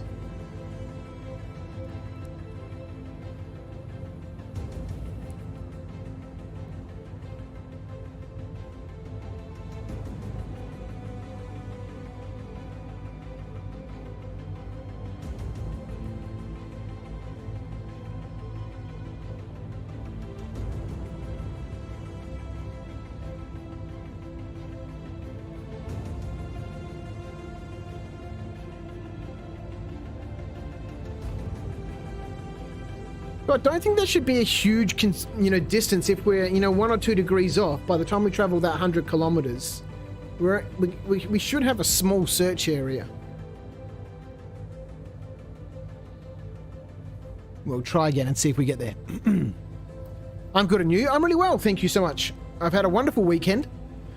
I ate way too much, just constantly snacking and eating a whole bunch of, sugary, sweet stuff. And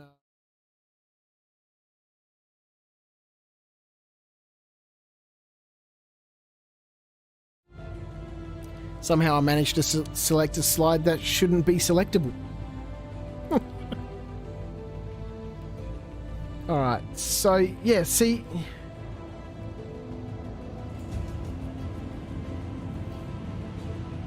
It's on the edge of this mountain range here.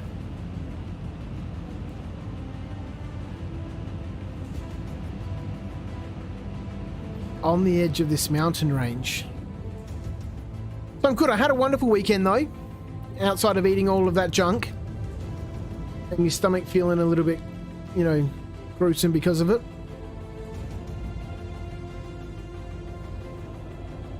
Good, man.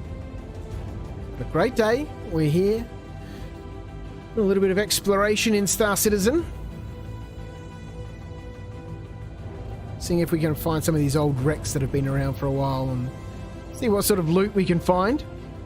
And hopefully, hopefully at some stage, be able to get away with something. All right, so 98 point. So we want 96.3. So it should be down here somewhere.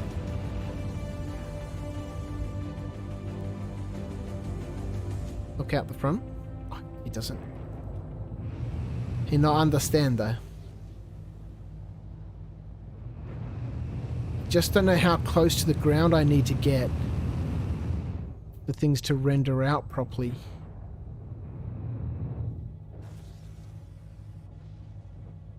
Because we are 94.3. It's gonna be so obvious once we find it.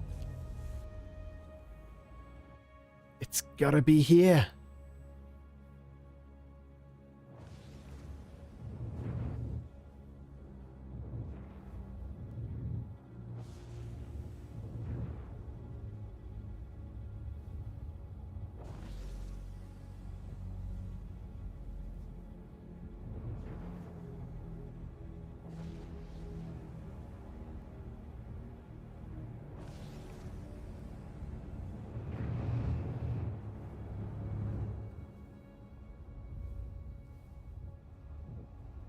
Got to be in this region here.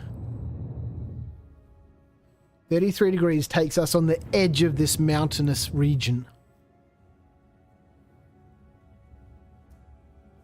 Frustrating.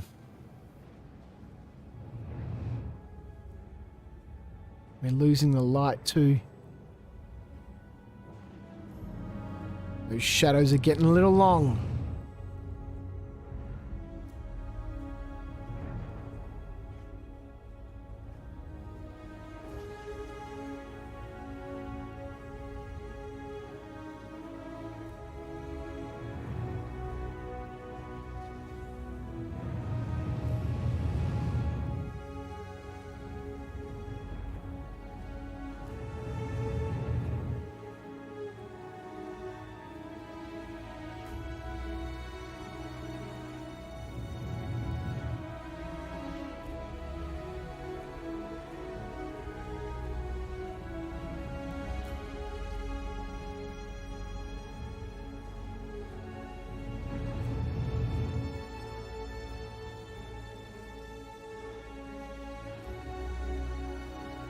Got nothing.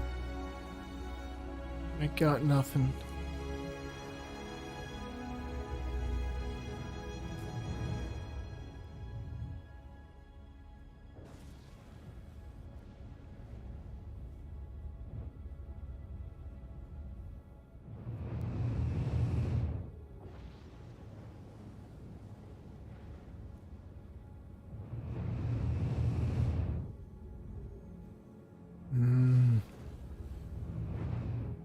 And things keep spawning or rendering when I'm this close, it makes me really worried that I'm not going to be able to find this wreck at all without being super close to the ground.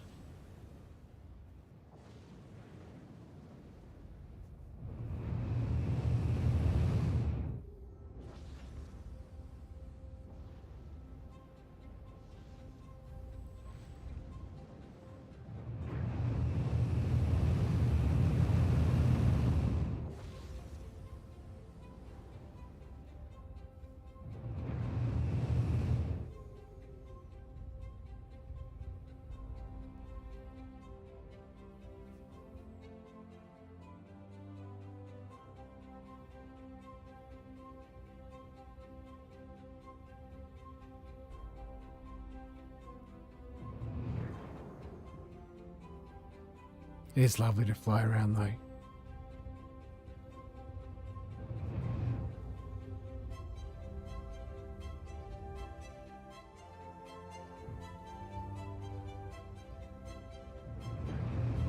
This looks like a mountain range a caterpillar would crash into.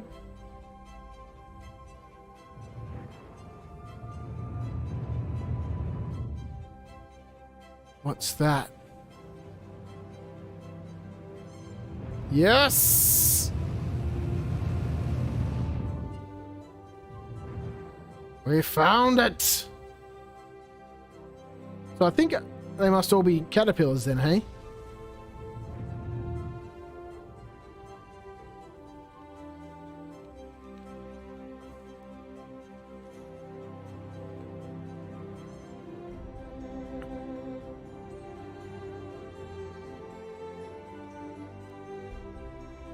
Alright, hang on. Wait a minute. Let's change to this view, Viv. Are you kidding me? Why is there no landing gear down? I swear to God, something is funky with my landing gear tonight. It is 100% not me. Oh, unbelievable. Alright, let's go have a look around. We found it. We've got a little bit of daylight.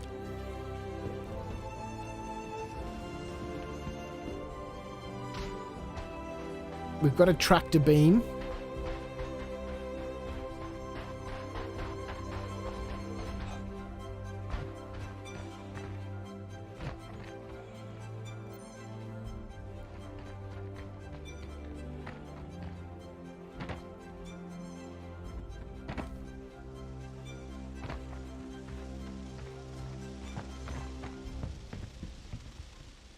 All right, do we find anything?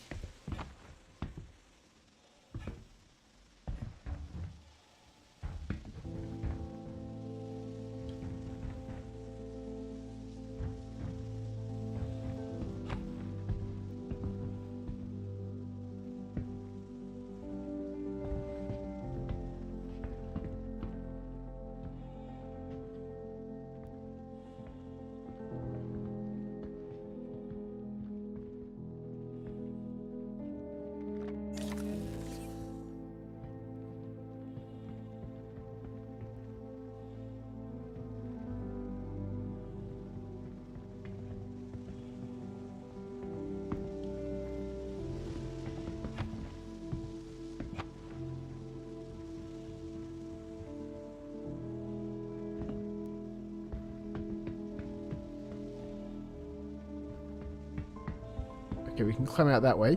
I think there's a box in there. How do I get into this section? Must be from the top up here. I must have missed something.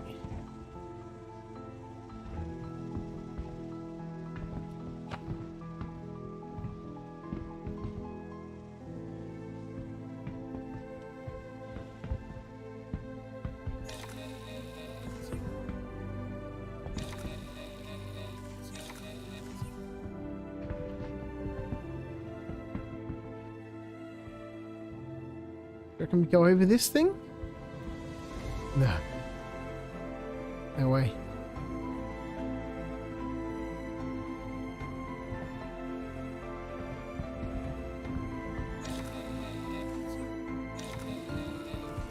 A puzzle.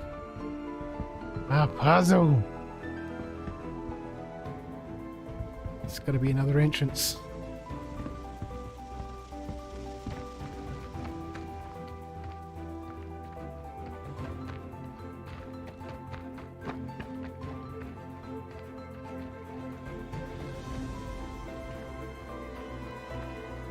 Oh, a tricky puzzle.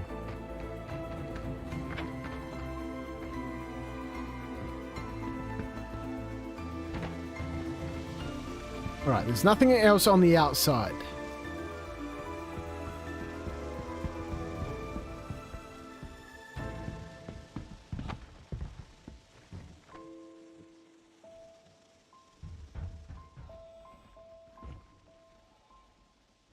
There's a door here that doesn't work, but it's slightly open. Can I bring this close enough to loot? More toy pistols!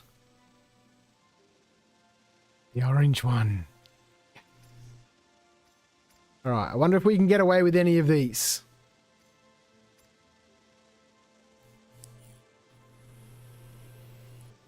Pull the box through the door, yeah. Nice. Alright. Anything else in there? Doesn't look like it.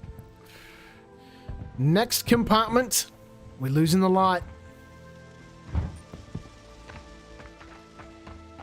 Little chance of us falling off a mountain here. I guess there's no great hurry. Alright. I think that's the full set of toy pistols at least. Well, we didn't get to keep any of the other ones that I've had recently. They've all been lost, including the one that was given to me the other night by some player that we met. That got lost. How many different colors are there? I thought there were 4.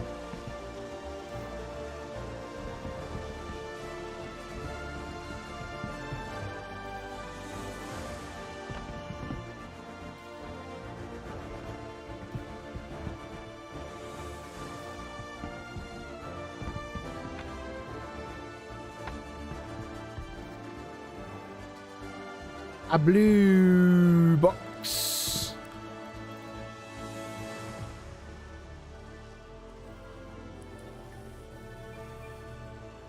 Okay, so the blue boxes have all the good stuff in them. Sweet, good to know.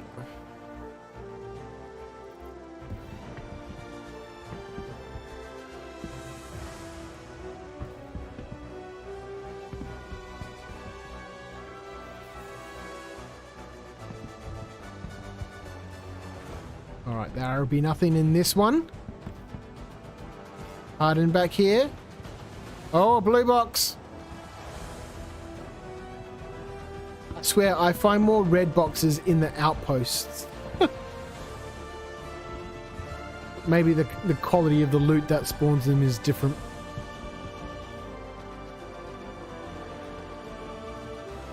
Stand up. Why can't I stand up? Stand up. Alright. Don't think there's anything up here. I don't think I can get up there anyway.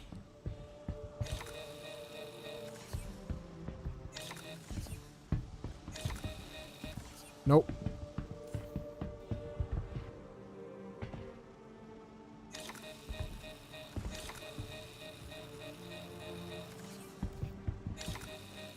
Nothing we can grab from here.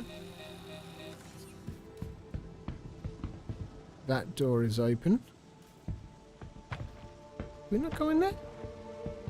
Oh, it's behind all this stuff.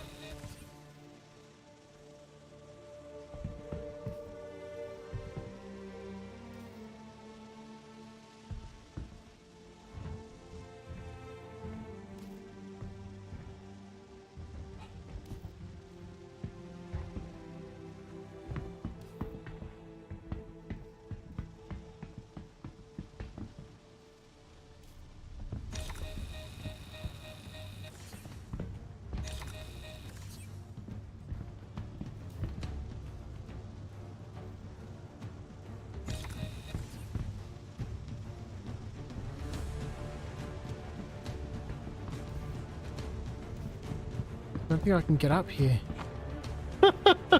Yes, we can.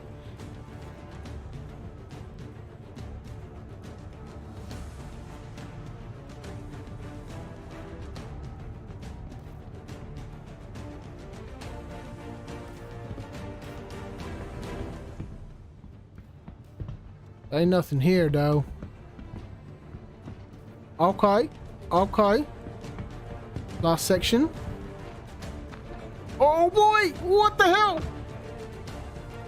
That was amazing. I fully got thrown just then. We totally should have been in third person for that.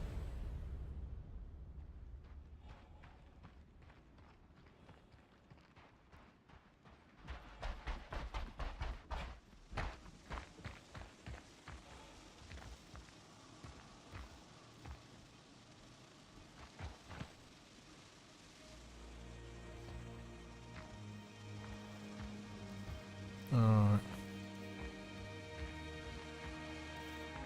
Why can't we walk properly? It must be hella windy. They need to do something about the sound effects for the wind. You know, we have this force against us. We can see the wind rushing past, but there's no noise.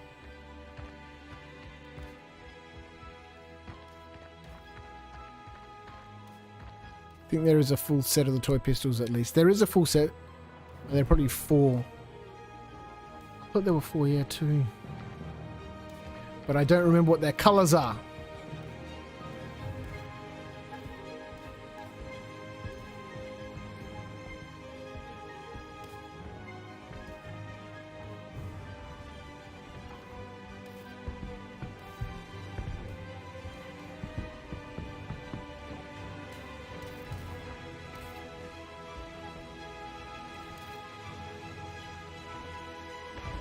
Okay. Okay.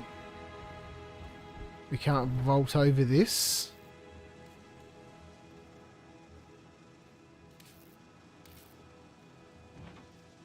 Nope. We go around.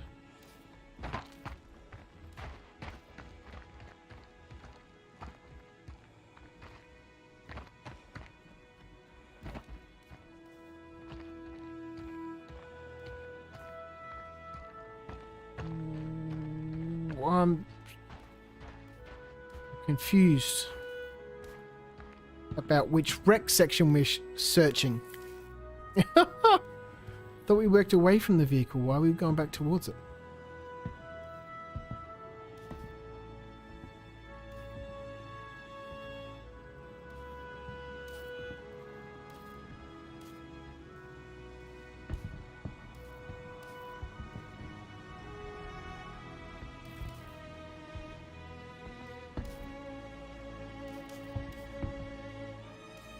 I don't know why this guy's moving so slowly.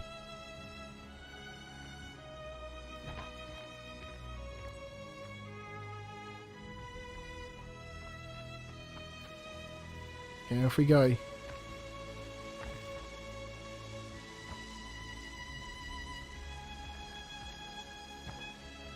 Big jump.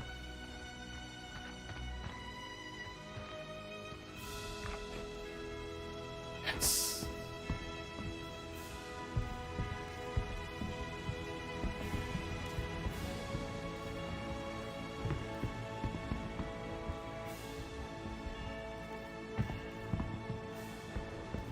No, I think we... Nope. Nothing. There's nothing here. We came through this way just before.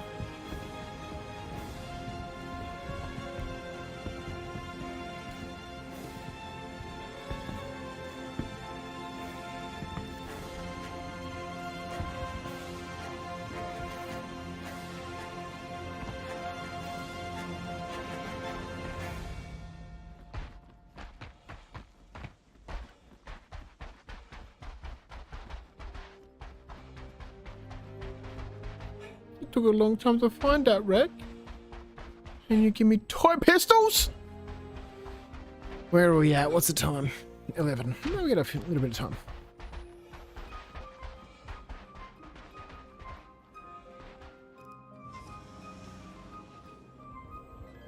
So the other one's at 274 degrees and 28 kilometers. Can we find it in the dark? Is this going to be a good idea?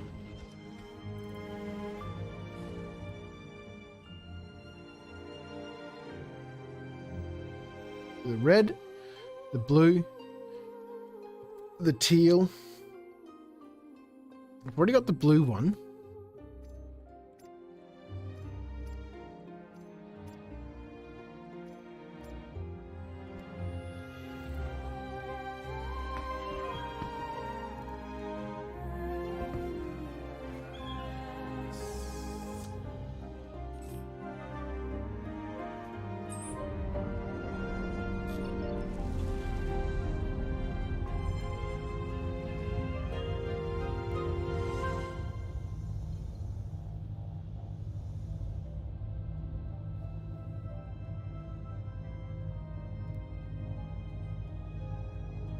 We'll go have a look. See if we can find it in the dark. Why not?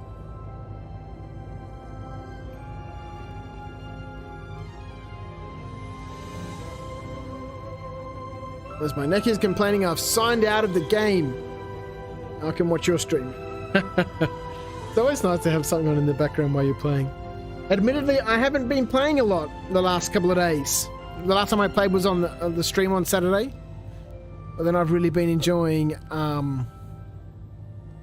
the Kerbal Space Program. That's been super fun. I so totally don't understand anything in that game. It's super, super deep. But, you know, I like the idea of, you know, slowly figuring it out. You know, rewatching and rewatching tutorials. Just trying to understand the science of it, right? Because once you understand that, then you can build all these crazy things. But we're right at the beginning of a career mode in that. So doing all the simple sort of stuff. Right now I've got a bunch of contracts to try and, you know, take some readings of some jet engines. So I'm trying to figure out how to get a jet engine that's capable of sustained flight. Relatively controlled flight. At the altitudes that I need. For some of those contracts that are available. And it's been super annoying. But it's super fun as well. Then you watch YouTube videos or other tutorials and you know, this is how you get into orbit. You know, do this, you know, pitch forward here and then accelerate and off we go. There we are, we're in orbit. Here's your pariosis and your apopopsy, whatever it's called. Love it.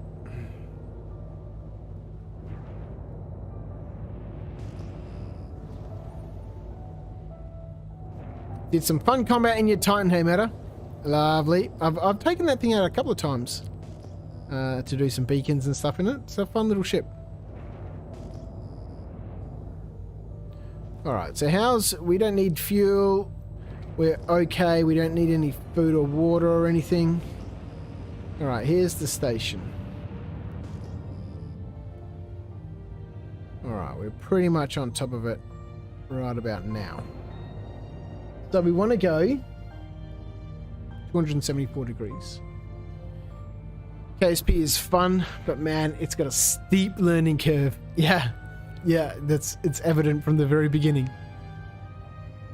Got it to the point where I can launch a viable rocket and land it within pickup distance. Ooh. And do some science to get more components. Science.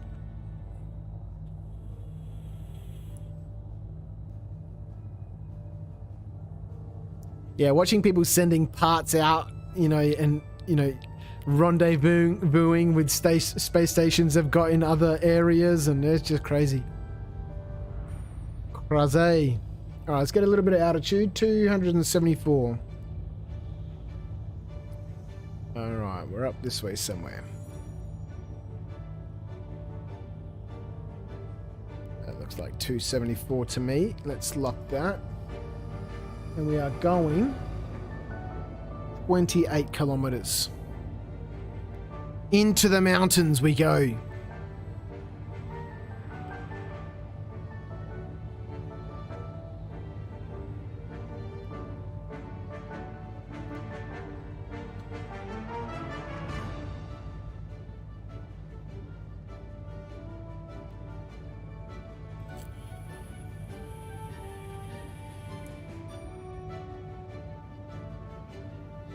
I don't think we're going to see anything from just glimpsing out the front here.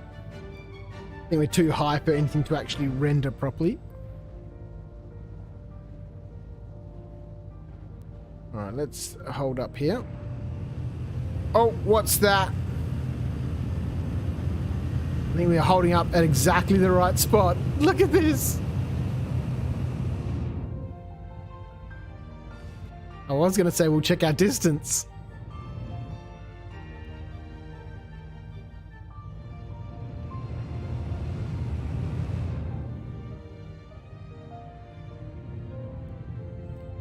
This is a burning wreck, isn't it?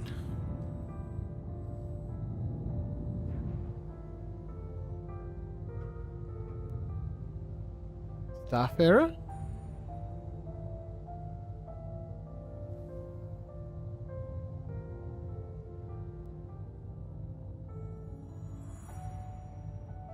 No.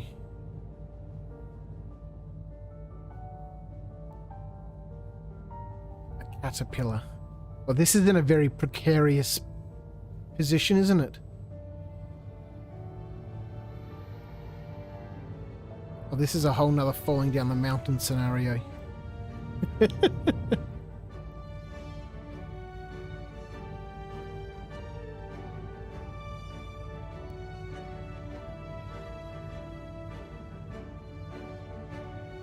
Let's see, let's get some landing gear down.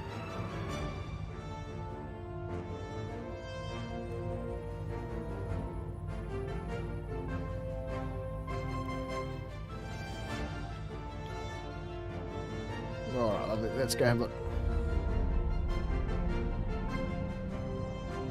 Why the fuck is there no landing gear down? Why does the landing gear keep being retracted?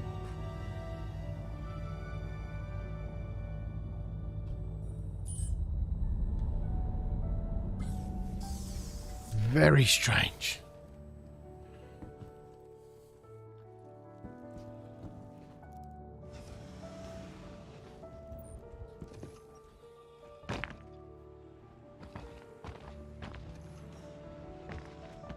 Oh, we're parked on a hell of an angle.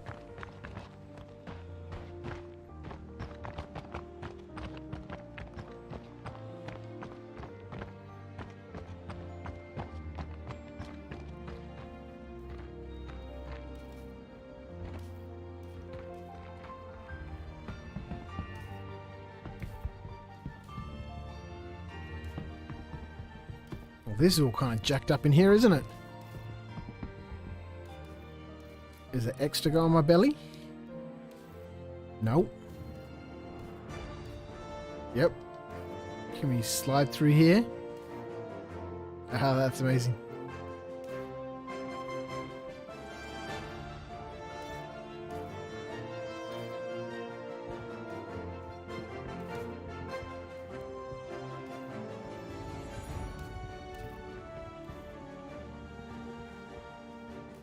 I climb up that rather shoddy looking ladder. It's a little disappointing. I'd risk it. Alright, back on my belly and out we go. Need some sort of stream snack.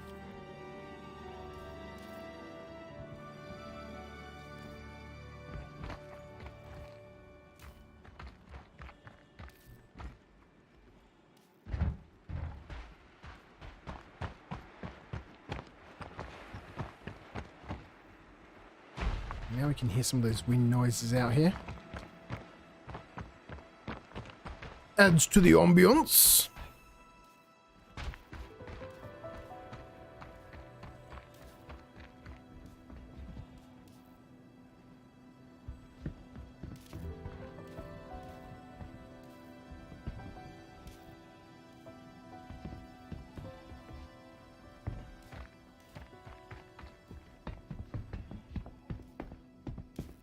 Oh.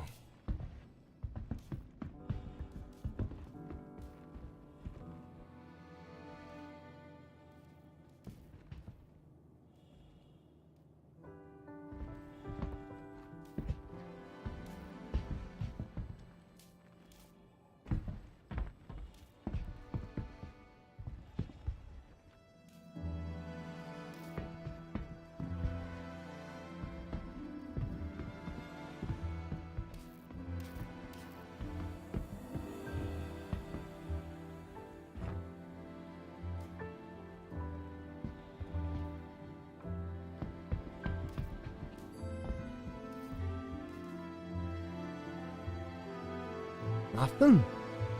Nothing here. Alright, well, so far my, wreck diving mission has been relatively lackluster in terms of loot.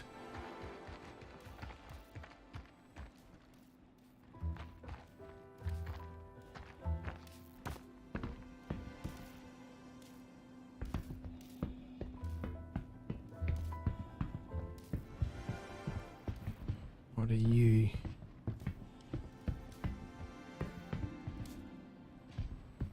I swear you went there before. What the hell?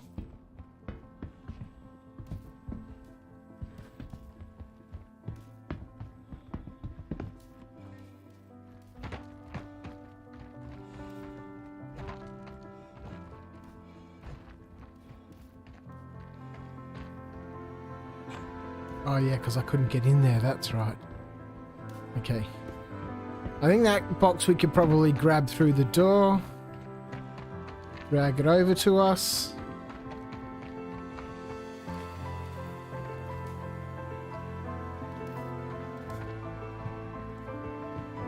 Whoa.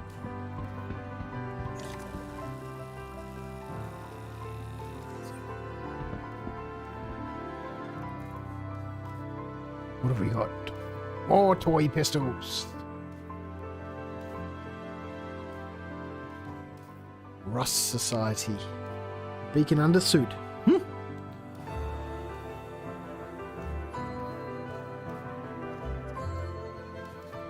We can't take it. I don't have a backpack. Ah, damn it, I lost my backpack.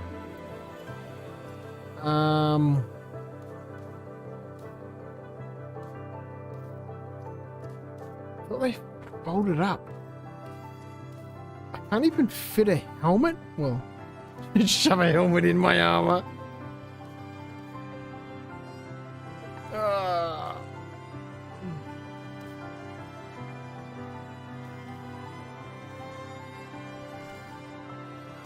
That's a member subscription on the suit.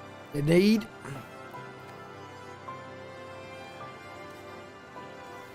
The problem is, I'm concerned that if I try and take something out of that box and drop it on the ground, it's going to drop it in this room. And I'm not going to be able to get it.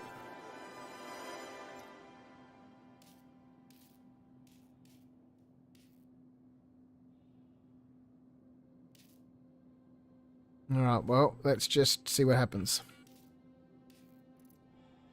Oh, it came through onto my side. Collided with me and gave me a survival estimate, which is great to see. We might come back for that.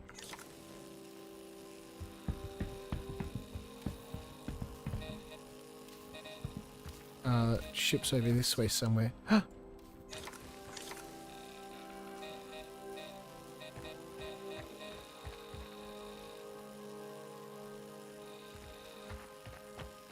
Alright, we'll see if we can get this back into the ship. And we'll grab the helmet. You can test with the med gun. Yeah, I did think about that, and then I thought, the med gun's so small that, it might just drop on the other side of the door, and if it does, that's not too much of an issue. Open the door.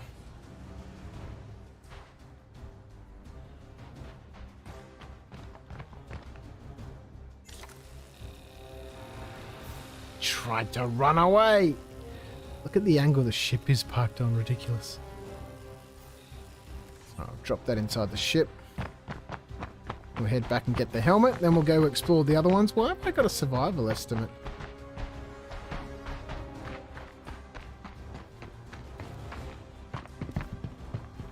Whoa.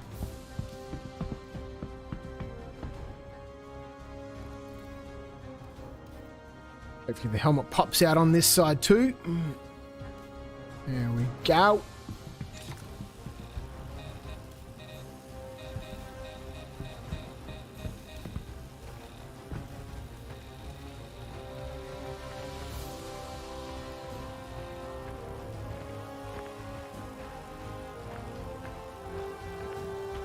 I do want to try at some stage, and I forgot to bring it up at the beginning of the stream. The Artemex armor that people have been going crazy about lately. Apparently you get that when you do a box delivery mission. You know, the very high level one for Hurston Dynamic or whatever, whoever operates in the Hurston area. That sends you to a bunker, and at that bunker, a guard is spawned who's wearing that special armor. So you can knock him out and take his armor and blah, blah, blah. But I'm wondering if that also works around ArtCorp. Because I have a $45,000 mission from ArtCorp. It's the one where you, excuse me, you go to a bunker. You've got to collect 3 packages. And then drop those 3 packages off to somewhere. You know, there's 6 packages. You've got to find the right package. It's that mission, right? So is it the same mission? The one at Hurston Dynamics that leads to the... There is an entrance. That leads to that guard who's wearing the special armor. Do I have a pistol? I do.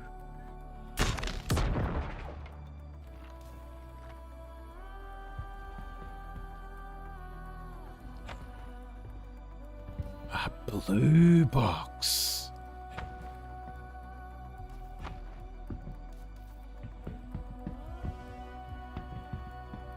Another blue box.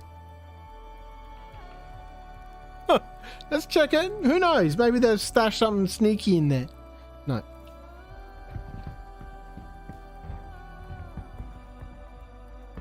Alright, what's behind? Oh boy! Excuse me, what's behind here? Nothing.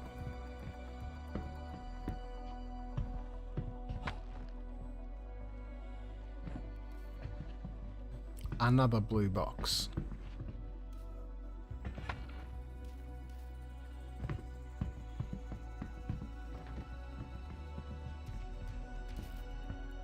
Okay, I see.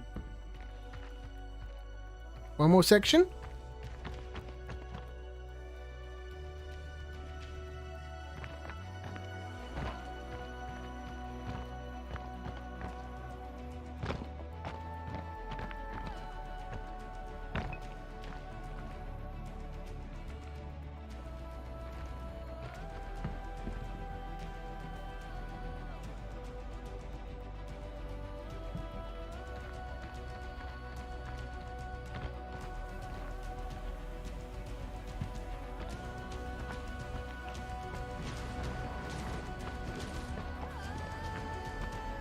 What the fuck?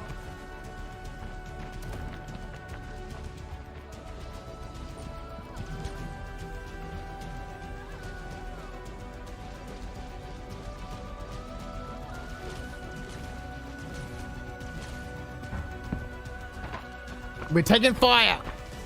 We're taking fire. Damn it.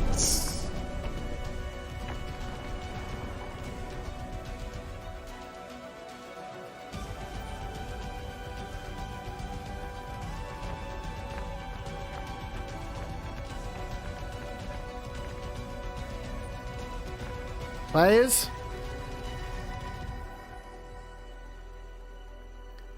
Or NPCs? Who destroyed the ship? I'm not sure.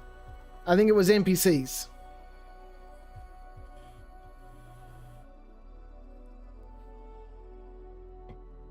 Pretty sure it was NPCs. Okay. A couple of pirates came down and ganked me while I was out of the ship. So we lost the pistols, damn it.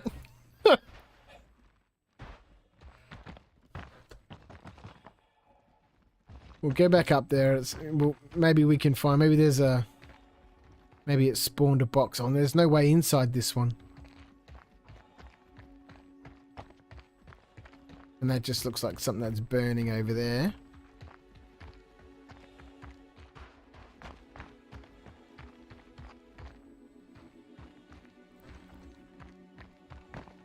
Right, we'll quickly check out this bit over here and then we'll go back and see if it's... It might have spawned... Actually, no, if it did spawn a box, it would have spawned a small one because that's what all it would have needed to fit that stuff in it.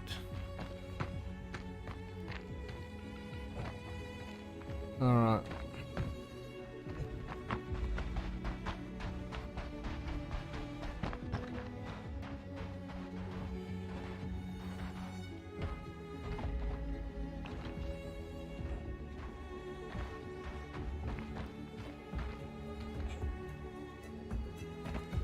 Somebody probably got a bounty that spawned here. Yeah, that's a good point. Could have. Because this is how you get these missions. Go track down this balcony that spawned at the wreck on, Lyria, for example. Oh, I don't think we're going to be able to find the ship.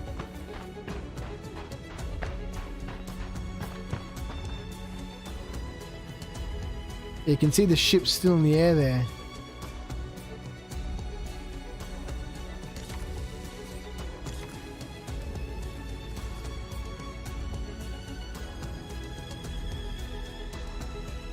There's another one.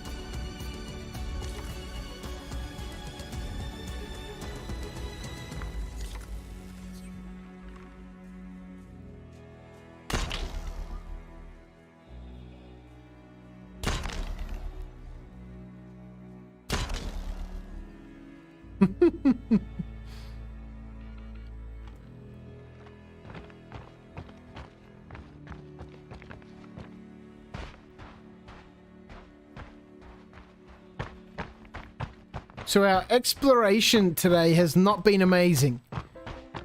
Both of our gung-ho and intrepid explorers have ran into trouble here in the Hurston system as they've been out and about looking for loot. And so we parked quite close to this ship here.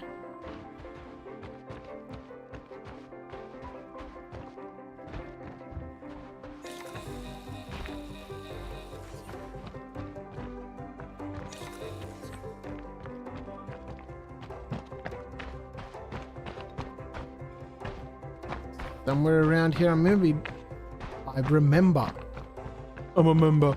remember parking quite close to a piece of the wreck on a hill.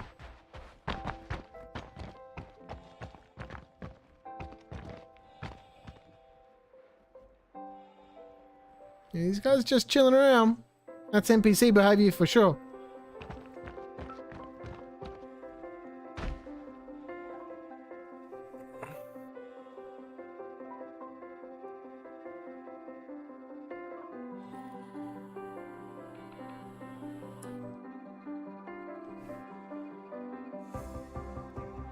Someone sign in and give me a lift.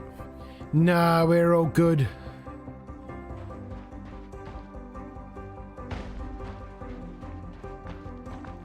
We could probably get this caterpillar working, man. Am I stuck in this? No. We can get out this way. Yeah, I don't... Oh. There we go. No! Put it down.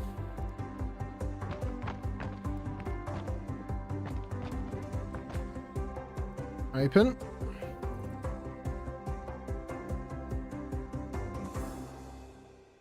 Wonder if this has got the flight suit and the helmet. No. No, of course it wouldn't, because that was just put in the fuselage. Inside the cabin. So I wonder then... if they roll down here. Yeah, if we had more stuff stored in the ship that wasn't able to fit in one of these small containers, it would have created a larger storage crate for us.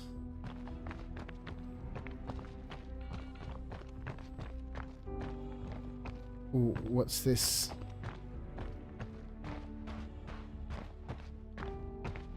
That's the helmet.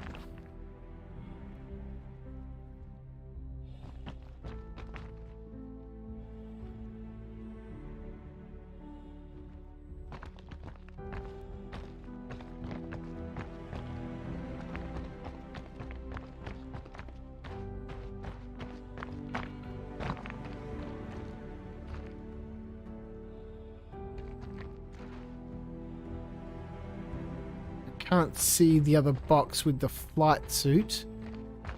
So maybe that was destroyed. All right, let's try this.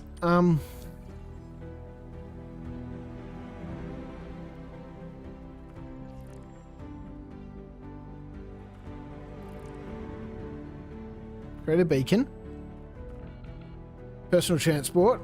Destination. Let's say Everest Harbour. Let's say he's got to be a 4-star minimum.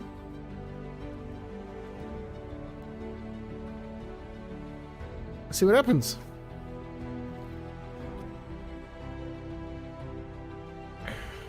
Our player's beacon's still broken. I guess so. We didn't create one just then, did we? Did I tuck my money? What are these last digits? Something that starts with 12. Something that starts with a 12. Let's make another beacon. Let's just say the personal transporter, huh? A destination. Take me to my 300i. Take me back into the Everest Harbour. And I want to pay maybe, let's just say 12 grand. We see what happens with the money. Actually, no, we'll pay 50 grand. Fucking stop talking like that, you idiot. Broadcast beacon. Okay, they didn't seem to do anything. And I still got me monies. Okay, so they're still broken. We've signed out. You respawn at home base with your stuff probably. This is true. We will spawn. Oh yeah, back at Area 18. That's the last place I landed. That had a spaceport, Habs.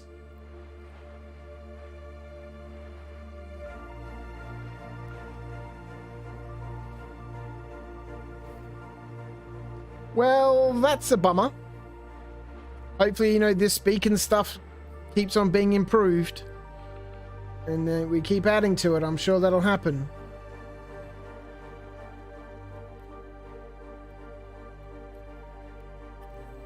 Wait a minute. Just wait a second, hey? Close up of this menu. Let's have a quick look at what a helmet I've got on.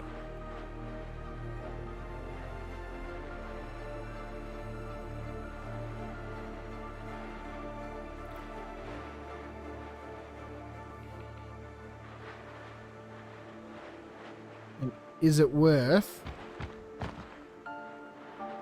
dripping off?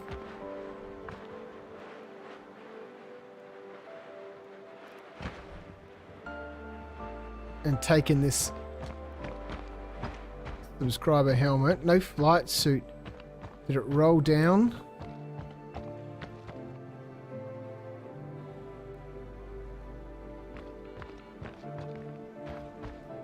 We've got the pistols.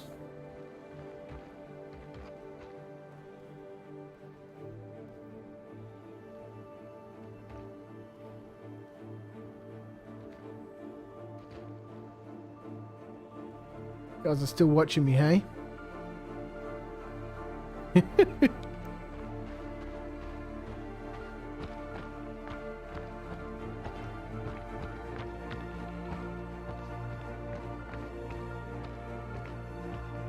I don't mind dumping the stuff I've got on.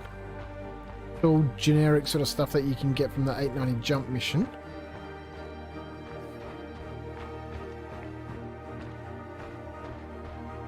But I can't see the flight suit anywhere.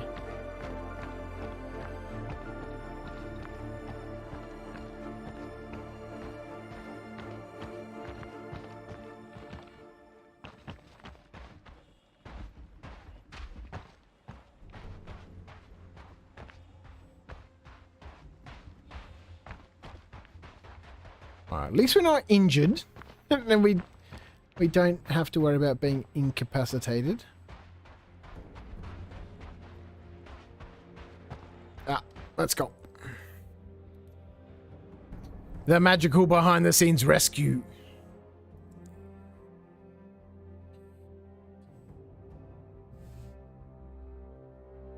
What about trying a medical beacon? Actually, that would have been a good idea.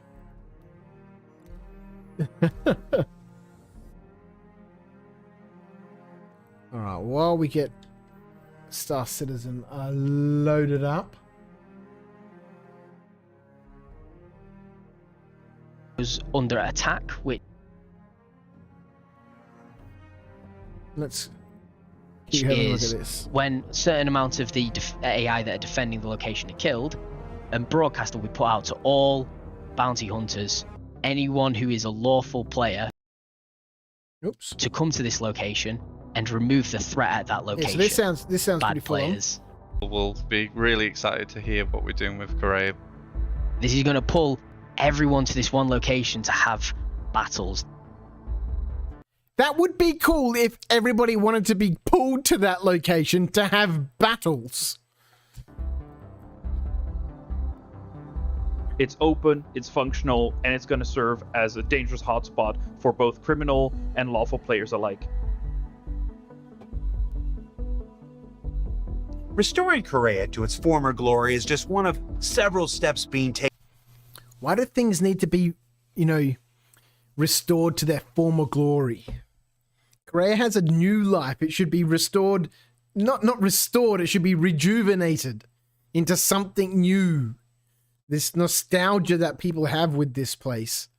Taken recently to provide improved opportunities for PvP combat in the persistent universe. And we're going to check in on its visual makeover as it progresses later this quarter. But now, let's turn our attention to prisons. Or maybe just one prison in particular. That home, too often a home for those who break Stanton's laws intentionally, or who just stare at an elevator the wrong way. Let's go back to the mission feature team and discuss the ways they're currently exploring to bring new ways of escaping Kleischer's all too familiar grasp. So currently in prison there are I do like how throughout this video, and it was mentioned by somebody else, everybody calls this Kleischer. Even though there's no I in the name, it clearly says Kleischer. 4 ways to get out. You can wait, you can mine, you can escape, and find. You can see smart people setting up the interdiction fields around the post to prevent people from jumping in, and then setting up choke points. At Korea, yeah. Oh, there's going to be some massive coordinated gameplay there. It's going to be crazy. You can escape. And finally, we added a mission where you can go and repair things for Kleischer, and they'll give you merits for doing so. But we don't believe that's enough variety, so we're working on more It's not, and I'm glad they're working on new things. They definitely should be. ways to complete your sentence. Let's just quickly check the game. I'm sure we have loaded in. Lovely. Let's close that chat. Let's get up out of bed. And we'll just vacate our room. Okay, and we do a quick check here. Weapons.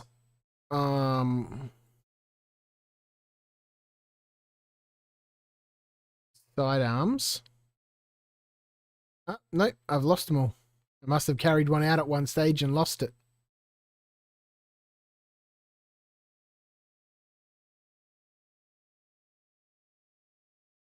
All right, so we got 3 of them. Cool. The prison caves in particular can feel like quite a lonely place. You know, they're very dark, very damp. The likelihood of running into players is not particularly high, especially because there's 3 different routes. So straight out of the gate, the first thing we're investigating is NPC prisoners in the caves. I very rarely see anybody in Kleischer. Anybody at all. What sucks for me about getting sent to jail is that my mining tool never spawns with my character. Yeah, that would suck. The caves are pretty empty. The only person in there is Auralia, and we want to expand that. Who is Auralia? There's somebody in the prison called Auralia? All right. Gonna search her out next time I'm in to prison. have these. You'll be able to hopefully kill them if you want to risk the crime, and they might have some things that might help reduce your sentence. We also wanted to provide more sandbox opportunities. Apparently you can find a shiv in the prison right now, and you can use that to kill people and then take their gems and then go cash them in.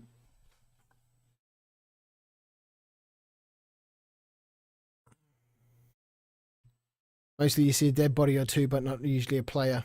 Unless Unless for you earning group together, merits. yeah. So, some of you have noticed there's stashes dotted around the tunnels. They can contain items that you could have bought previously from the vending machine, and they can also find themselves contraband items like prison shivs.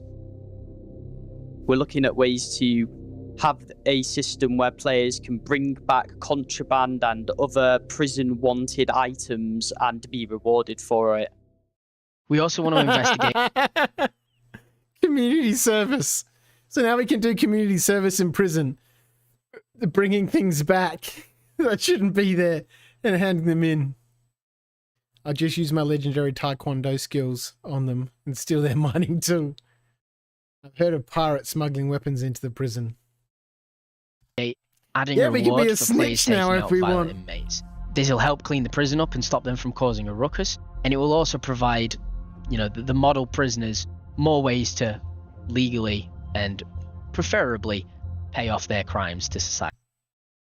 How do you... Let's just go back a second. Wanted A reward for players taking out violent inmates. For players taking out violent inmates... This will help clean the prison up and stop them from causing a ruckus, and it will also This will provide... help clean the prison up and stop them from causing a ruckus. How? So you take down a violent player, right, and he respawns in bed and comes back down. Is he in quarantine? Is he locked in his cell for 20 minutes? No. They're just going to, you know, just have rage issues in prison now. You know, the model prisoners more ways to legally and preferably pay off their crimes to society. And for those who don't want to serve their time, we're adding a new mission into the prisons. all criminals caught end up in Clashare, and there's lots of vital information to be recovered from there. In a certain depth, in a certain cave, we're adding what is known as a black spot, where outside entities can contact you and ask you to do work inside of the prison. In doing so, Okay, this sounds cool. You know, like a black spot, like a hidden area of communication that just can't be dampened. That you could talk to people on the outside. But what missions on the inside? You know, I can totally see, I've heard pirates smuggling weapons into the prison. That yes, you could have, you know, take over the prison on the inside essentially, but you know, that's all emergent and it relies on player versus player interaction. they will be rewarded very handsomely. Hang on, let's go back. Prison. In doing so, they will be rewarded very handsomely. It's always great when we get to revisit locations and missions after getting player feedback, and this won't be the last of updates you'll find in the prison experience. So what did we learn this week? Well, we learned that folks with a fondness for the old days of Korea have something familiar to look forward to. That Clashare may finally get some NPC. I like the changes at Korea. I think it's amazing. The only issue, and I think it's wonderful that they're trying to, you know, reinstate this nostalgic, this old, you know, old towny vibe, right? You know, like one of those pioneer towns that you'd go to when you're at school. You know, all the old players have these fond memories of Korea being this PvP hotspot. It's wonderful that that can come back. Just disappointed about, you know, the population to better obscure aspect the of that, the same underground familiar facilities. faces that I keep seeing in there week after week. You know who you solitary. are. Yeah, there should And be that solitary even in with a prison, for major sure. focus pushing ahead, it's important we look back, iterate on what's come before, and continue Like to if you're like a super criminal, right? You've got to spend the first 20 minutes in prison in solitary. That means you cannot play for 20 minutes. That kind of sounds harsh, but you know, at the end of the day, you're going to prison, dude. You know, everyone says, "Oh, it doesn't matter, dude. You know, you can pay off a level 5 crime stat in 15 minutes." Well, not if the first 20 of that you've got to spend sitting in your fucking cell or logged off watching fucking Pornhub. evolve all aspects of Star Citizen along the way. Now don't forget the Ship Showdown has begun, and it's your chance to advocate for the Showdown. best of the best in Star Citizen ships and vehicles for a chance to win exclusive paints and prestige, and for us to bet internally on how we think you'll vote. I was so close last year. For Inside Star Citizen, I'm Jared Huckabee, here in the Bonded Warehouse, our neighbors at the new Manchester goods yard who were kind enough to let us in when the rain showed up. We'll see you all next week from who knows where. That's why he's in a building that looks relatively furnished, because he's sheltering next door while they finish building the Manchester studio. That's amazing. So yeah, interesting developments there for Korea. Who knows? I haven't seen anything about when we're expecting to see these changes. No point looking through any of the comments. That's all just going to be salty mess. So that's interesting. Roadmap roundup. You know, I'm not really going to go through this. Plenty of news channels out there that do all this sort of stuff. Notable changes. EU landing zone teams being split into 2 groups.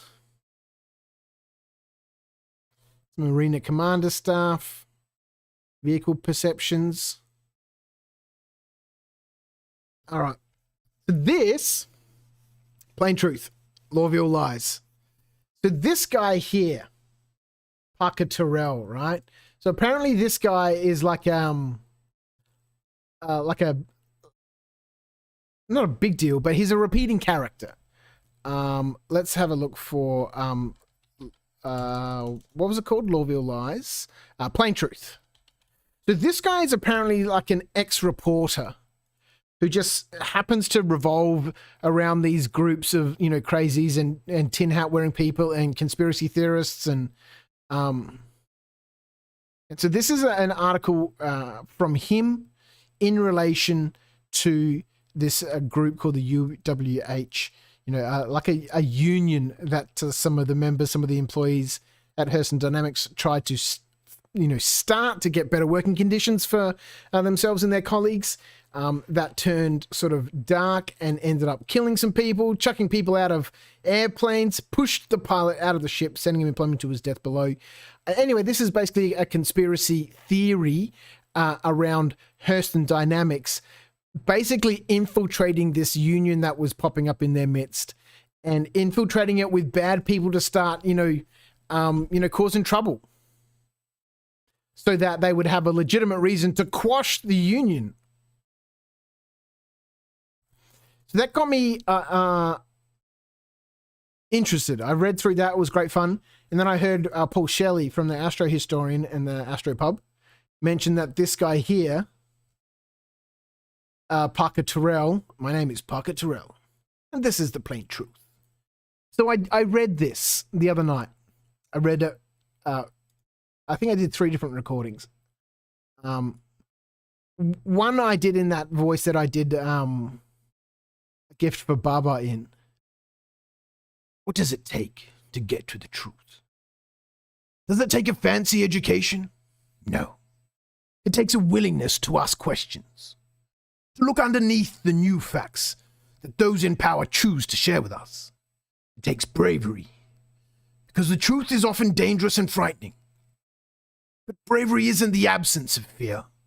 It's conviction in the face of it. My name is Parker Terrell, and this is the plain truth. And so I read it, and I was like, nah, I need some sort of character for this guy. This guy, Parker Terrell, you know, he's episodic. He appears. I'll have to fish out all of his things. So I read it in a different accent. And then the more I read through things, and it popped up to me that this guy reminds me a great deal of Russell Brand. What does it take to get to the truth? Does it take a fancy education? No. It takes a willingness to ask questions, to look underneath the few facts that those in power choose to share with us.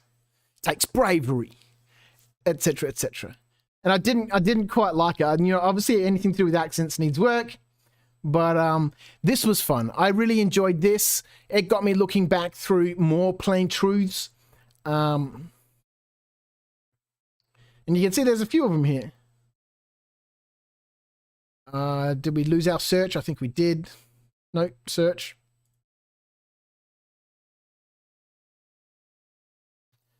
Civilian Defense Force.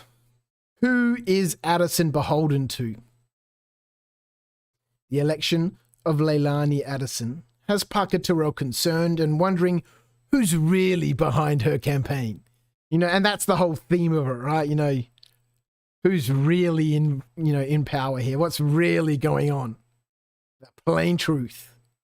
Parker Terrell revisits an old scandal to expose the UAE government's failure to protect OSO 2, a shadow state, Devara in trouble. So there's a few of these here, right?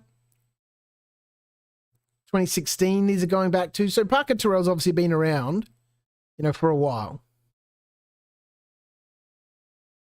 So I thought, you know, I'll read through some of these other ones to still get a feel for that character and then, you know, pop something together. And it's going to be terrible and it's going to be atrocious and it's going to be super hard to listen to when I'm editing it. But at the end of the day, you know, it would be fun to do, you know, these in character. I've just got to find out who that character is. And, you know, Russell Brand just pops up, you know, as the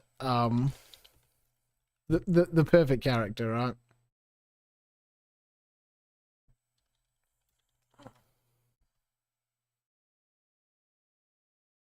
Look, it's me, Russell. Donald Trump is the biggest threat the American Republic has ever faced. So says Dick Cheney in an advert supporting his daughter, Liz Cheney. Should the Democrats be loving on Liz Cheney? Should all of us be loving on Dick Cheney? Have we all forgotten who Dick Cheney actually is? So he's got this big mouth, he's got this shh. Hello there, you 5.8 million awakening wonders. Thank you for joining me on Our nation's 200.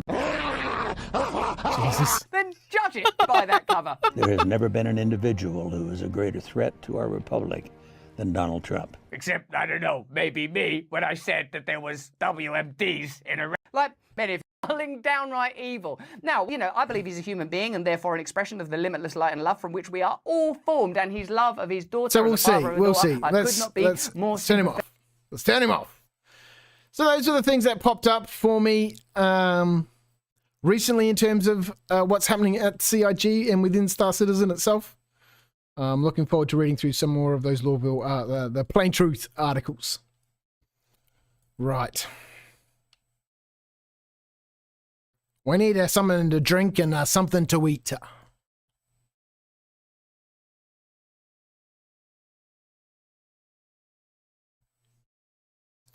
Let's jump back in here. Put this back on.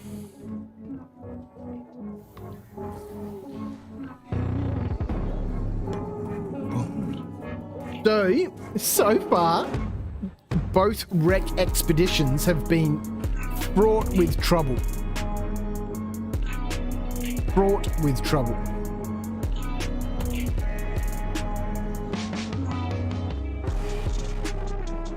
Disappointing that if we want a drink of water, we still need to go into Kasaba.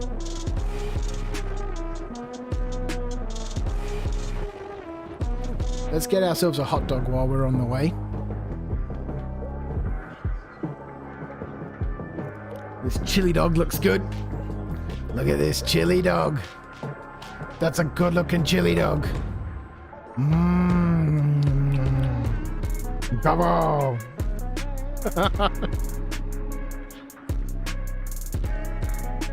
In Kasaba, we still need to go here for water.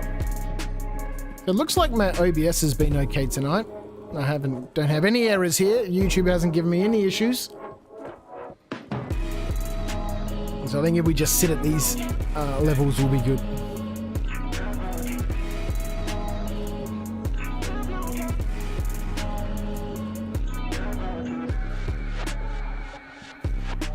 Where are we? We're almost at midnight. So we've been wreck diving for 3 hours. We've found some pistols.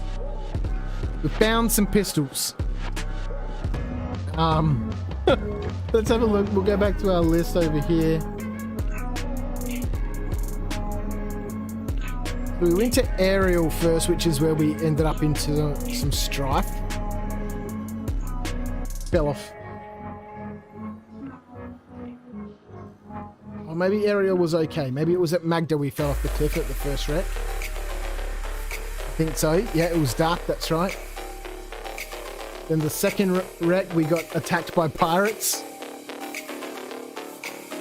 So Aberdeen and Ita are left.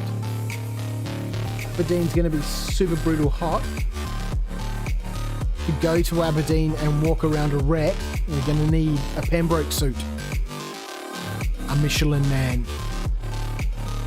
That animation needs work. Yeah. It's a little bit simple. It's really all it needs, right?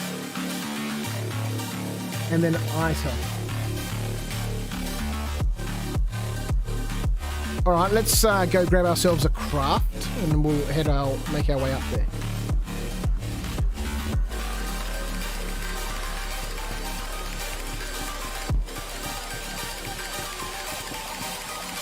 What we might do just before we get there is let's put our helmet back on.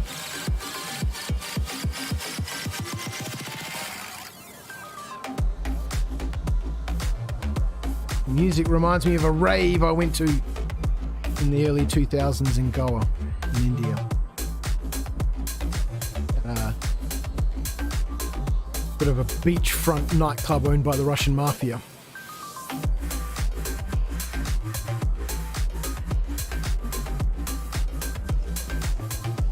One of the backpackers that I was with knew, so we had to go talk to this, big Russian dudes. Get searched, and then they let us in. It was amazing. I remember in the morning running along the sand on the beach, and all the crew I was with, it was all just a whole bunch of mixed backpackers, right? People from Israel and France and England, and they're all crashed out on the beach, and I'm running around, and somebody's like, "Fucking, what did you have, Viv?" It's like, "Nothing, dude. I'm just high on life." And I'm pretty sure I wasn't just high on life. It was a great time. We had so much fun. We spent like 2 hours. Here we go. Let's grab a small backpack. Oh, that's all. We've got a medium armor on, right? We spent like 2 hours trying to climb to the top of this mountain so we could watch the sunrise from the top of that mountain. Let's take this white one. It looks ridiculous. It looks ridiculous, but it'll fit a flight suit in it. We don't need this. Anyway, so we spent a couple of hours climbing to the top of this mountain so we could watch the sunrise. And then when the sun rose the next morning, all these people started appearing on top of the mountain. When we got up there, it was like a cleared area with some benches and stuff to sit down. And as we started getting closer to sunrise, people started turning up, and like, how the fuck are all these people getting up here? And isn't it amazing that there's like a bench up here? Someone's put a bench up here. And anyway, as the sun rose, there was a path that led all the way up the mountain. And we, just drunk, stoned, tripping, just charged straight up the mountain and went across that path. Who knows how many times it doubled back on itself. But we'd get to that path, walk over, climb up the mountain, get to the path, climb up, go across it, climb up. It was hilarious.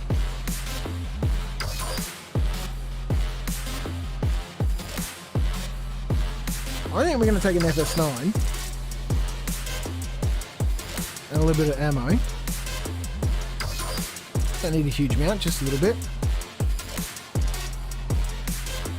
Paramed gun, just in case we get shot. And we will drop ourselves a mission. While we're here, I want to have a look. I've been checking recently. This mission here, delivery pilot for Kovalax. Let's go and do this. Okay, maybe we won't do it. We'll see what Star Citizen decides it wants to do. Delivery pilot for Kovalax. Here we go. So apparently, this is the highest paying mission that I get for Kovalax. I've got full rep with those guys. I don't think my Infinity is very good. It's not. But, I can't get any higher. But I still need to fill up this Affinity. And I don't know if you know, this mission that I've just accepted, 45,000, you know, collect the packages from the underground facility, is the one that spawns with the guard with the cool Artemex armor on, or if I need to have, you know, a full affinity to be able to spawn that mission. Anyway, whilst we're here and to have a little bit of break from the disastrous wreck diving as of late, we'll go shoot a few things. Oh no, we can't shoot things, we're collecting boxes. We'll go collect a few boxes. Well, that's entirely apt for a chill stream, right?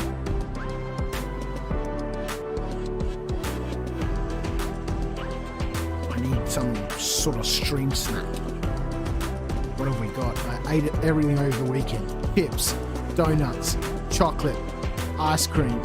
You know, when I ran out of all that sort of stuff, I started eating peanut butter and jelly, peanut butter and jam, sandwiches, anything for that sweetness. A big problem. Oh boy. All right. Back once again.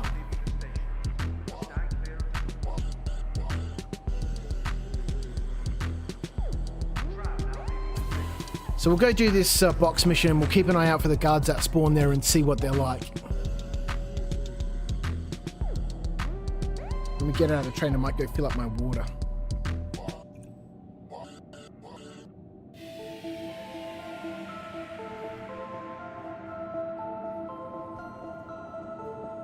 Now, I'm going to leave you right here for a second. I'm going to go fill up my water. I'll be back in a minute. We can ride the train for a little bit. Be back in a minute.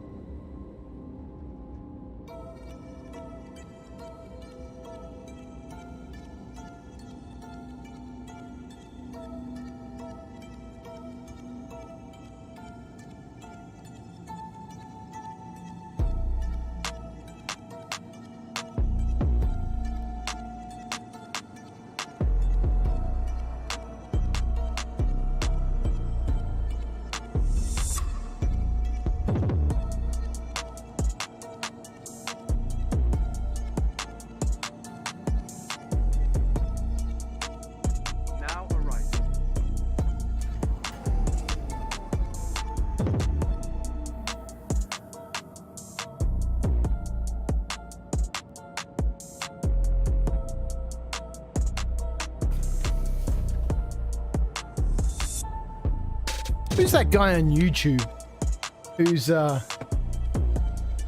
really loud? Not Joe Rogan.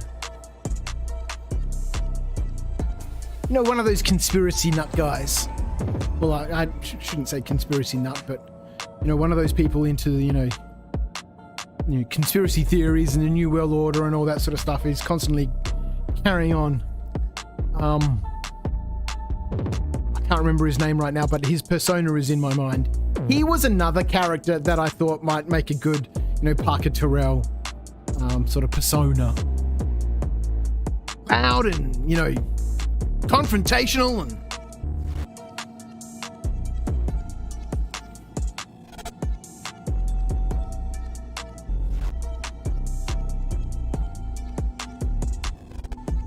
Wow, sound has changed. Hang on a second.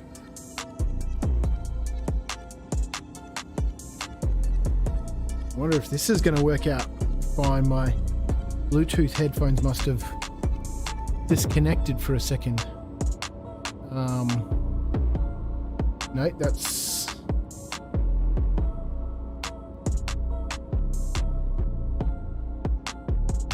Oh yeah, the whole Bluetooth connection has dropped out.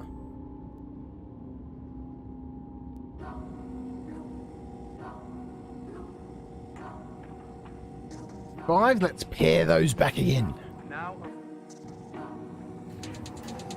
Alright, so we get OBS back up here. Let's get that back up. Let's get off the train.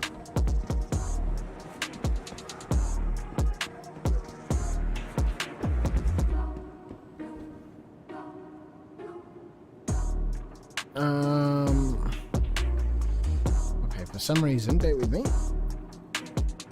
There is sound coming through my headphones and sound coming through the speakers.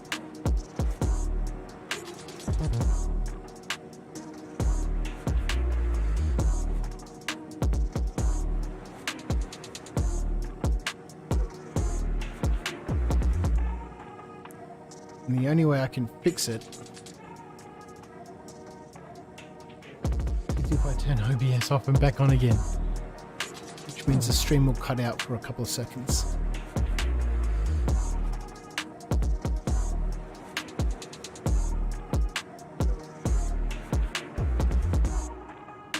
Because it depends on what the microphone's picking up. If the microphone's picking up the noise from the game that's coming out through the speakers, it might create an echo. So let me know if you can hear an echo happening. And if there's no echo, then we can deal with it. It's just the music I can't hear anymore. You guys should still be able to hear it, but... And if it is causing an echo, then we can sort that out.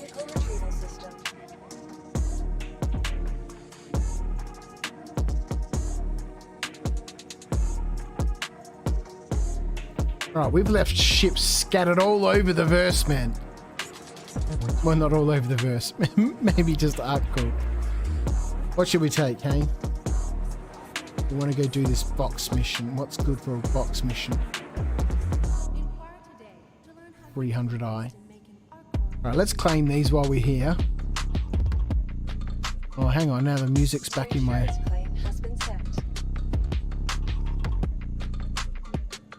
Maybe it just needed an update or something. Or catch up. Almost forgot to drop a like. Thank you, Meta. I haven't even looked at any of the YouTube stuff tonight. Let's pay the expedited fee. Let's go have a look. So thank you, yes, for the reminder. Welcome. If you've never, tuned in to Crouch After Dark before, my name is Viv. Welcome. Thank you so much for spending some of your Monday night with me. I stream 3 days a week here on YouTube on Mondays, Wednesdays, and Saturdays. And I certainly do appreciate everyone who's clicked that like button. All right, let's claim this ship back too.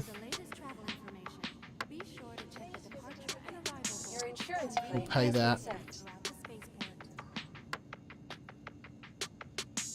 Let's take the 100i. We're not really dressed to be cruising around in a 100i. I don't think so, at least.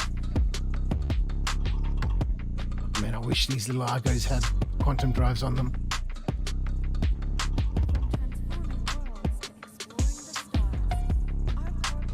Whatever. Okay, alright, that's... First world problems, right? Let's take the little 100i. Stand by. Yeah, so what are we rocking at? Your vehicle has been 10 likes, amazing. Thank you so much. Those double digits are always fun to see. Hope you've all had a wonderful evening so far. Number 9. So far, my wreck diving mission has been a mild wreck. I think, you know, trying to explore wrecks in the dark is probably not a fantastic idea. There is a tool called Verse Guide, but I'm yet to figure out how to use it. Hang on, 9, right? Yeah. I'm yet to figure out how to use it to tell you what the current time of day it is in different locations in Stanton. So it looks through the game time and tells you. You can just walk through that door. Thank you.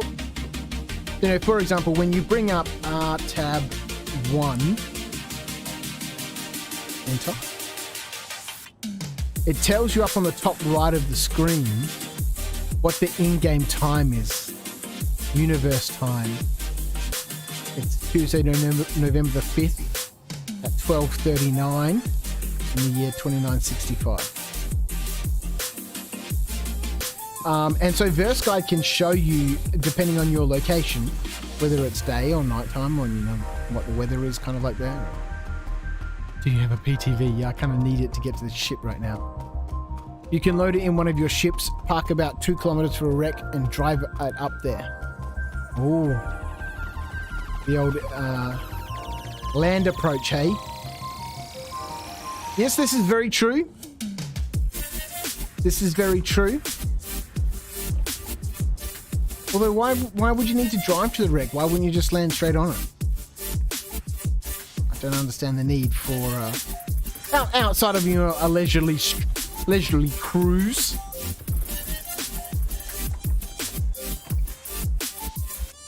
To stop getting blown up by NPCs. Well, we've been attacked twice, haven't we? Look, I think that's just, it's part of the risk, and we can manage that risk, obviously, by, you know, parking a little further away and, you know, bringing a land vehicle in just to help reduce our signature and, you know, yes, prevent pirates from blowing up our ships, but, you know, common sense doesn't apply a lot of the time. Maybe if I did apply a little bit more common sense, we would have a ship full of some loot right now.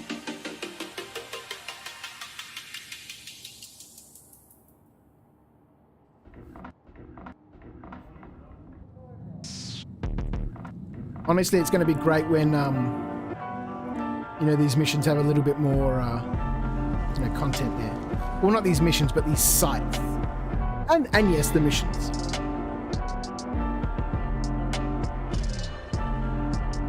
Right. While we make our way out into orbit, where are we going for this parcel collection? The last 2 times I've done this mission, I've kept an eye out for, you know, the dude who's wearing the special armor, but I've never seen him.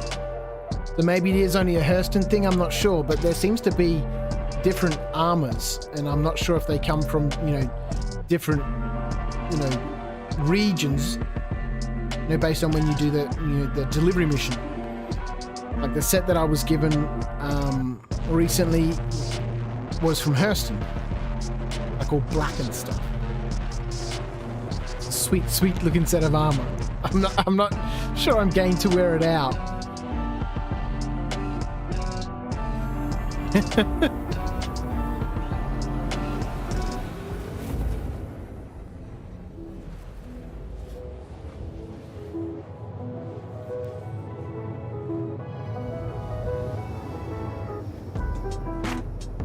Oh, lucky to popped up in the chat. Sorry, mate, I missed you there. G'day to you. G'day to you too, mate. I hope you've had a wonderful day. Or I hope you're having a wonderful day. We're here at our tail end of our Monday night stream at Crouch After Dark, where we're trying to explore a few wrecks and got wrecked. Literally in the process of that. We had 1 death. Our death count is up to 19. fell down the cliff into some rocks and got shredded and broke a leg, and then we passed out. We're trying to rush back to our ship on Ariel. It was on Ariel, yeah, because we were trying to beat the weather back in. We had 4 minutes to live. Then we got ambushed by pirates on Magda. Ship was destroyed. Managed to recover some of the loot, the toy pistols. And then we had a covert collection. We locked up and locked back on it. And here we are. We're off to do a box mission. Specifically to see if we can find the special armor that apparently gets spawned sometimes by the guards here when you do this special mission. Well, it's not a special mission, it's just a box mission. You know, the top tier one. Deploy landing gear. Fucking Atreyu, you've been so annoying. Alright, so we've got to get 3 packages out of this place. Where is it? It's right below us. Just want to quickly check something while we're here. Controls. OTAS. Sensitivity curves. In flight. Right, movement. Yeah, okay. Oh, weird. Alright. It's just... maybe it's the ship. It just feels real sensitive. Super quick. Oh, I know what it is. Okay. We can fix that later. Let's just orientate ourselves this way so we can chuck stuff straight in the door. Let's go. 9 AM for me. Work just started, but on standby until they uncover a bridge footer. You're on standby until they uncover a bridge footer. They did. Okay, let me try and unravel this one. So I'm assuming by the word uncover, you mean sort of expose or reveal. A bridge footer. So by a bridge, I mean you're talking about like a bridge that spans like a walking platform that spans a distance. And the footer is something that the bridge is sitting on. They've got to expose that footer. They're trying to fix something there. Something's gone wrong with one of the footers, one of the footings. Been liking box missions. And get a few done before either a 30k or a crash desktop. Yeah, look, I've really changed my whole style of playing in the last 4 or 5 days. I don't know. I don't know what it was. I don't know what influence it was, but certainly, I've seen a lot of people carrying on about the game lately, and people who don't normally carry on about the game. And okay, there's nobody down here who's going to kill me. We can look in this box. And I don't know. It's got me thinking about the game. And oh, hello. We got a gun with us, don't we? Yeah. We might as well take that. And so it got me thinking about, me and my game. Yes, there's... Okay, see? Where the hell were all these loot boxes at the Rex, people? What is that?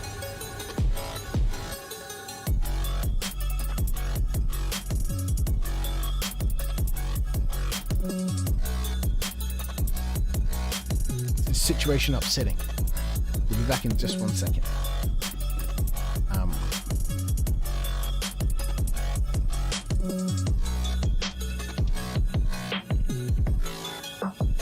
Sorry, yeah, it got me thinking about the game and how I've been playing it and how I've been enjoying it. And I don't know, something just feels different this wipe or this patch. Maybe because of the wipe, maybe because of the funny money. I don't know. I just don't feel the need to grind at the moment. Okay, let's not focus on the box, please. I don't feel the need to grind, and given that there's not a great deal outside of those core game loops and just the game loop itself, there's no side interaction, so to speak. I've really reevaluated the way that I've been playing. And normally now when I play, I'll just log on and go do, 3 or 4 different things. I'll do a box mission, take a low-level bounty or a medium-level bounty or, whatever. Sometimes I just do the simple ones just because it's fun. Run a box mission, maybe go do a bunker, just do a few bits and pieces of everything. No. Let's leave that open so we can put things in there. I do construction layout on new subdivisions. Been going on for the last 2 years. Wow, okay.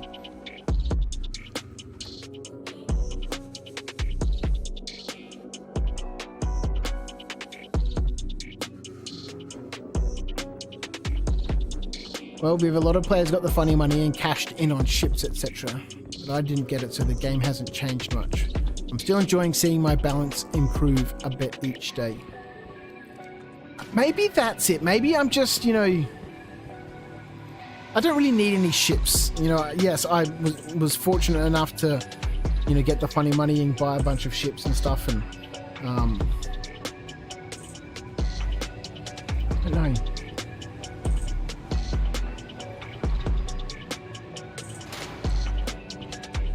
It just feels like the grind at the moment is the only thing that's keeping, a lot of people interested or entertained. We might come back and see this later on if we need to. That grind that's keeping people entertained is just, you need to have that in a game. It's a big part of the purpose for leveling up your character and just grinding your way through it, right? How's your grind? And obviously, there's lots of stuff coming. No, nothing in that one for me. Okay. Sometimes there's a sneaky one at the top up here. No.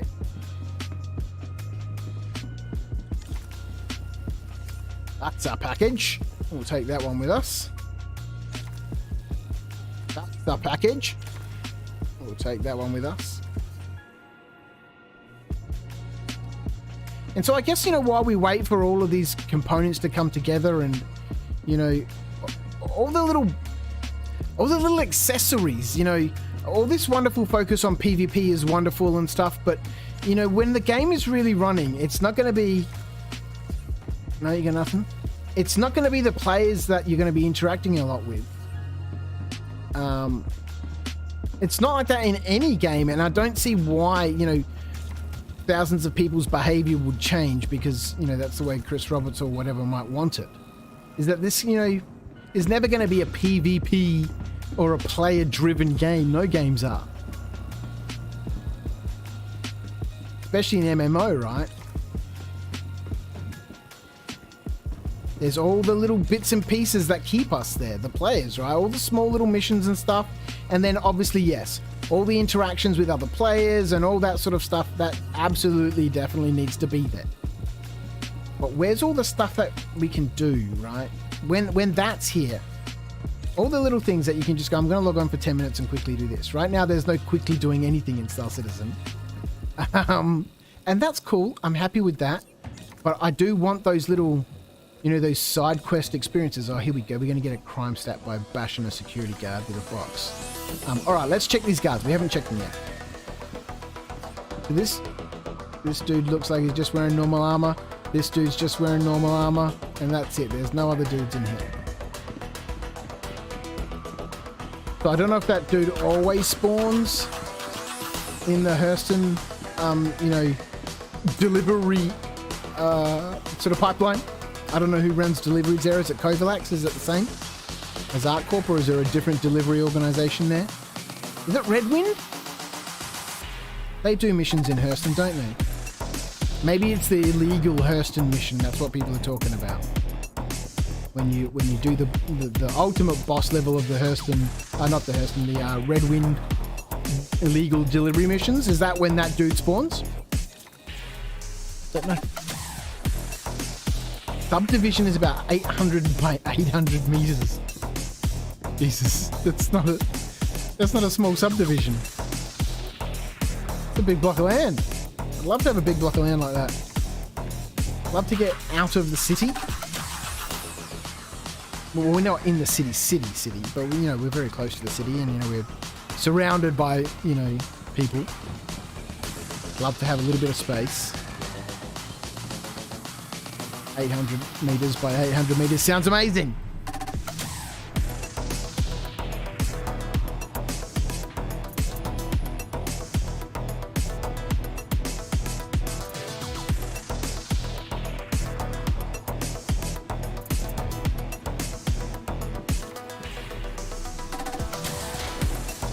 Let's see.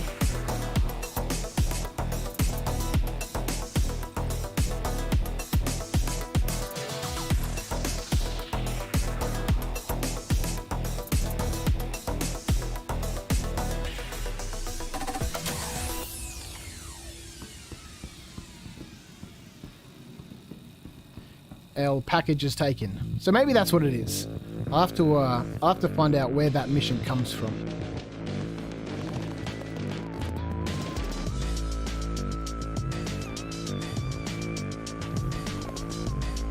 Of times I've done this mission, and it's fucking taken me all the way past Crusader out to, is it Arkel 5 or something is out there? It's ridiculous. So I didn't check. Drop off 2.8. Okay, it's over at Lyria. Or maybe that could be Arcor. Activate the quantum drive. I don't understand what's going on. That's an easy one, Atreyu.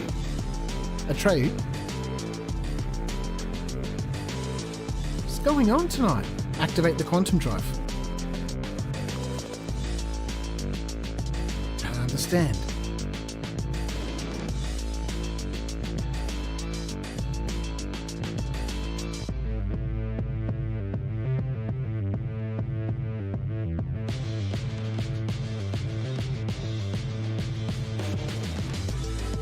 Super weird.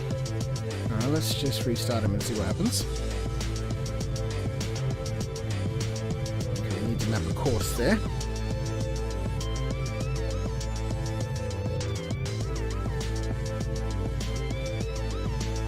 Alright, off to Lyria.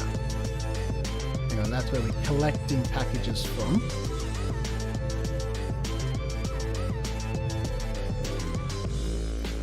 This mission has a bit of a bug that once you've picked up the 3 packages, it still wants you to collect other packages. Arkel 2. It's Arkel 2, is it out here? There's Arkel 3.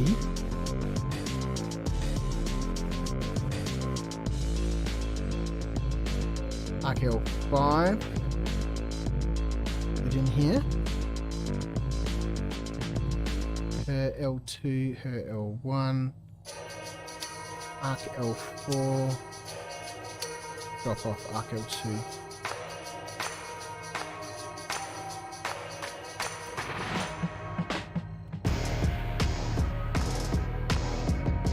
It's going to be about 250 lots. Wow, should be it done early next year. Wow, that's a lot. Yeah, where I live, we've got a bunch of empty blocks around us and a whole bunch of old industrial, you know, buildings. They're all coming down. All that land is being developed. I think there's like 12 multi-story buildings going in. The largest, I think, is 15 stories. That's on the other side of the road. The ones at the end of my street, I think the tallest one there is 12 stories. I think there's like 2,500 apartments going in this area around me. Crazy, man! That's full on.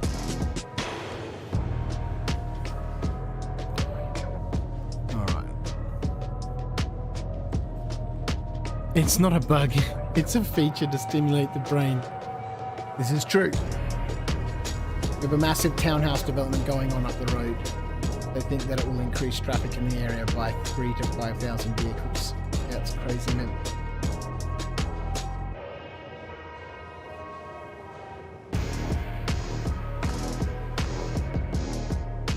Yep, I definitely very much like a little country property. 10 acres or so. 10 or 15 acres. If we sold up everything here in Melbourne, we could easily just buy something outright in the country. And I can move, my workshop and stuff there and, make things and sell things online like I do right now. If you're into tabletop gaming and you need some MDF terrain, check out knightsofdice.com.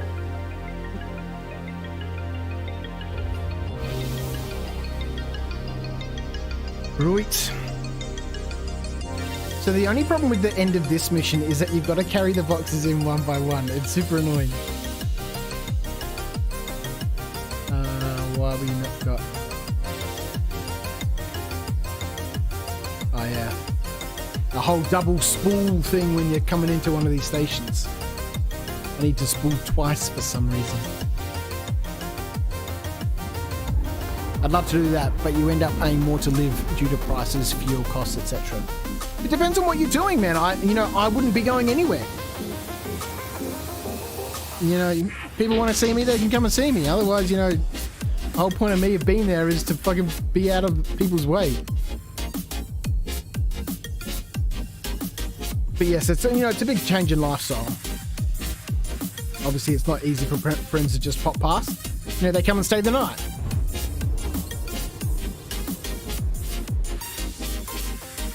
We looked at one place in Adelaide a few years ago. It was gorgeous. It was 100 acres, just over. I didn't really realise how big 100 acres is until you go out there with an agent on some motorbikes and go riding around. And then I was like, 100 acres is a bit too big, don't it? 20 would be good. Alright, let's deploy some landing gear. Let's contact this station.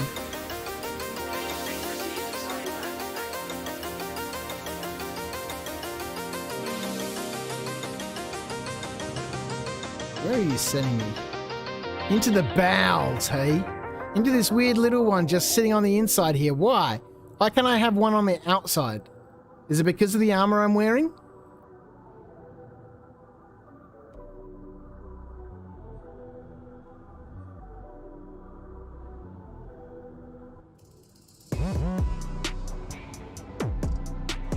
Alright.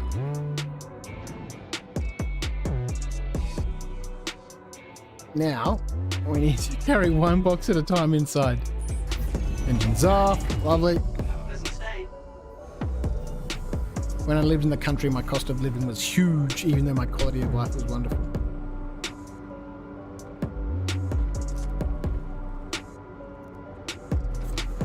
Alright, this is useless for us here. Is it? We can still fire weapons here.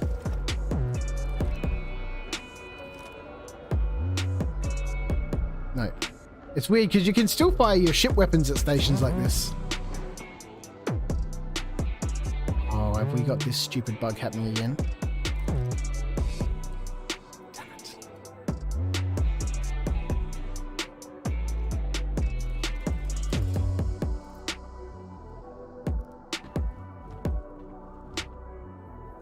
Not to mention I stacked on 25 kilos in 2 years. Yeah, well, that was me on the weekend, man.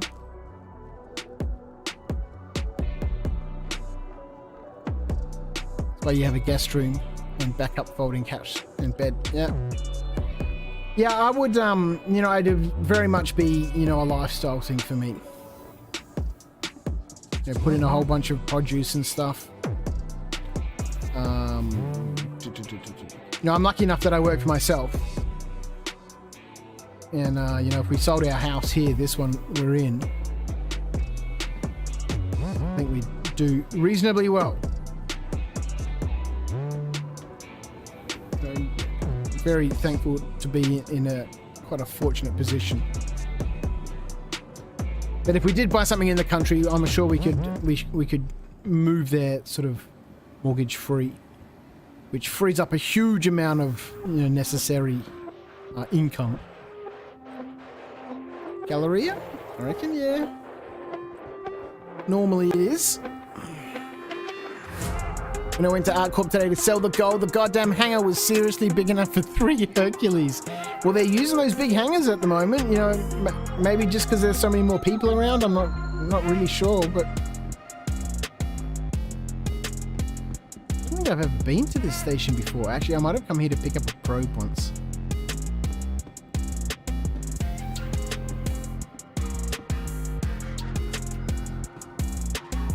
Need a little trolley that we can, you know, stack up 3 or 4 boxes on and wheel into the station. That'd be amazing.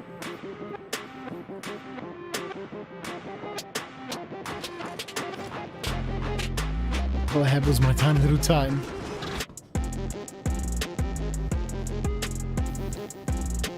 You do. Trolley would be ideal. It would indeed. Actually, I was watching some videos about that from CIG just a couple of weeks ago. They been working on that tech for NPCs and stuff to push beds and stuff around properly, and as part of the cargo refractor to be able to push trolleys and stuff around properly. They'll need that if they're going to be loading and unloading cargo and all that sort of stuff. So I'm sure we'll see some of that. All right, we need to get back to the hangar number 1.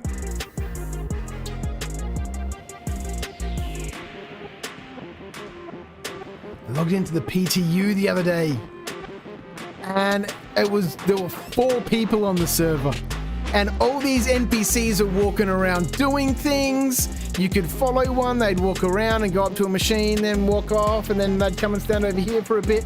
There wasn't a single NPC who wasn't, you know, moving around. It was amazing. But there were 4 people on the server. But the PTU is a ghost town. It's already there at the hangar if you just need to walk into it.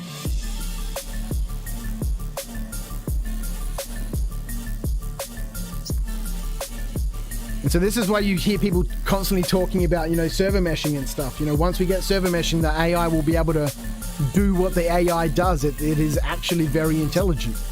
It just can't function properly because it doesn't have enough support. So when we get the server meshing in, that frees up the resources for the NPCs to actually be good.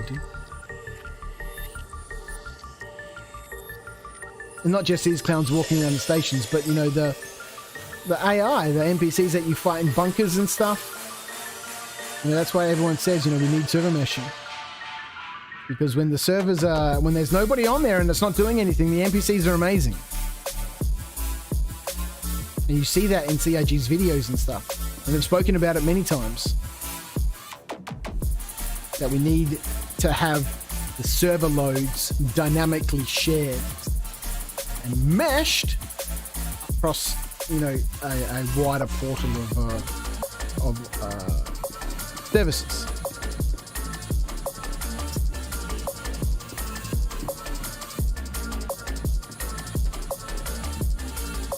Alright, so it's a U-turn to get back here. Sweet. Love how each of the stations is slightly different, but they're kind of all the same.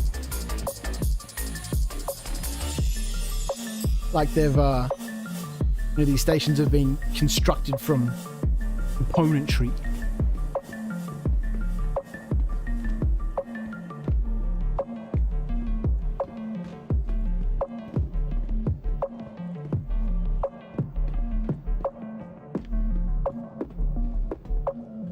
I can see a trolley be left in the way like medbeds.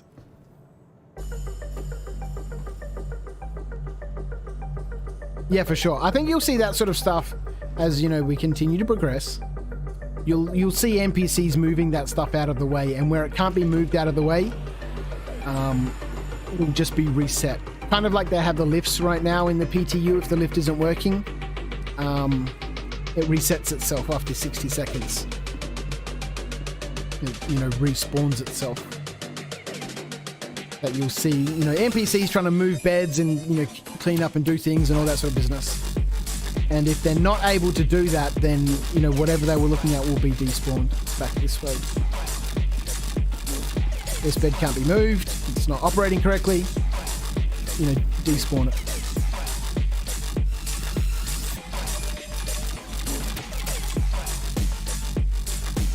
This This is some bounty music, this is.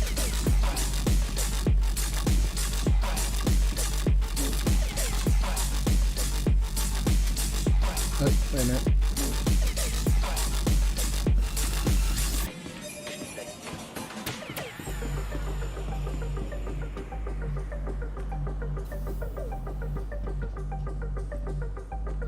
All right, lucky last box. So yeah, it must. I'll have to have a look and see if it is the Red Wind mission, big one that gives you the access to that armor.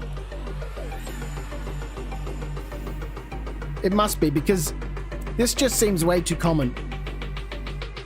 Unless there's a percentage chance of the guard spawning wearing that armor.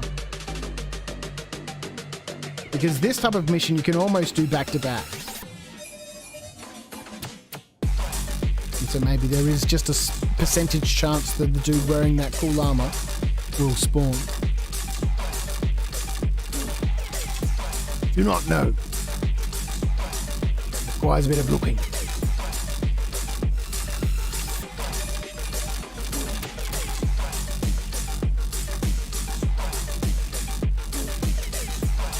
Maybe a bounty. What are we in? We're in a 100i. Should we do just like a low risk bounty? Just to switch it up a little bit and finish things off? Because I don't think we're going to be able to get back and explore another wreck in the time we've got left. Maybe we'll go see, where are we going? Galleria. How this little 100i handles.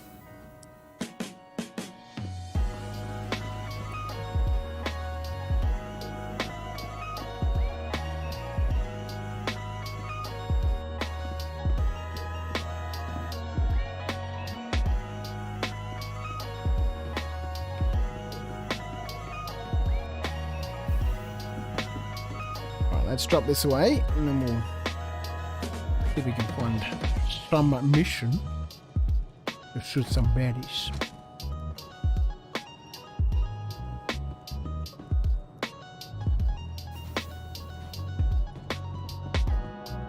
And I think that will finish things up for us. So we'll see if we can find contract is complete. We'll see if we can find a contract. Maybe there's a pilot or something around us, or a bounty around us.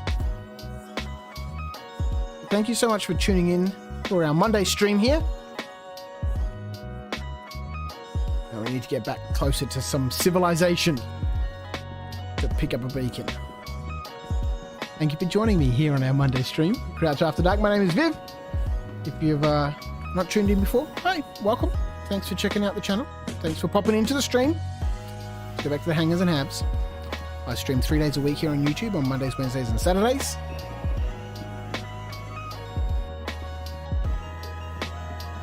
Here we go. And I'm super keen to keep exploring. So I think we've checked a couple more off the list. I reckon we've got a few more streams, I reckon, before we fully discover all the wrecks and have a bit of a look around. There's the 100i. It's on the hangar. Let's take it and see if we can wrap up with a bounty. We'll scoot back to ArcCorp and we'll see what 100i can do in our low-level bounty.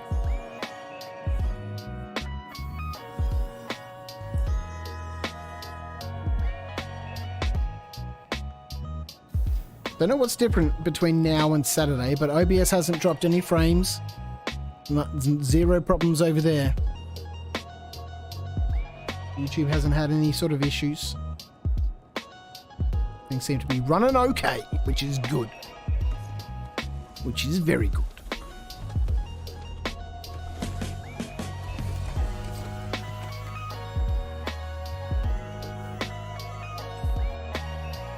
Alright, let's fire up some engines and let's request some kill allowance.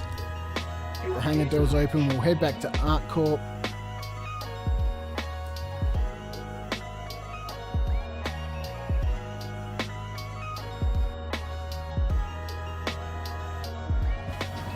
Yes, that's right. We didn't store the ship, did we? It's still sitting here on the hangar. We gotta turn around.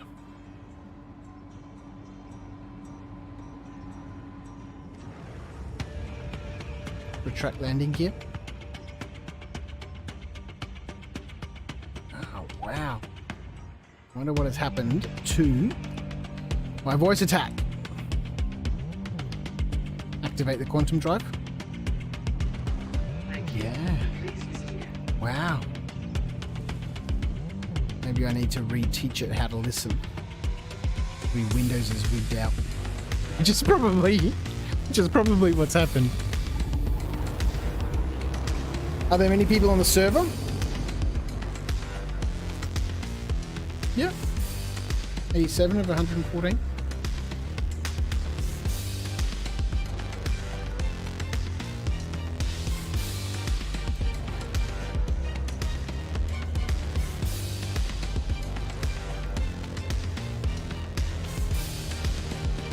We need some Scotch finger biscuits.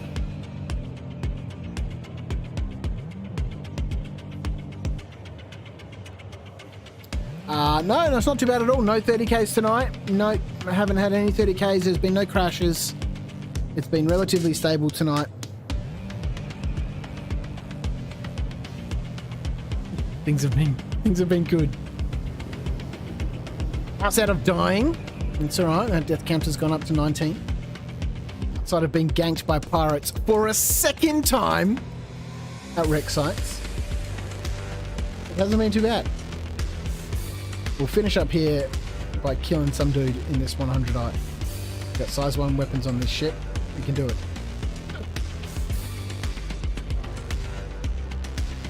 Got our blue light turned all the way down. Look at that. Now it looks like we're watching TV, yeah? And it gives me that super chill vibe.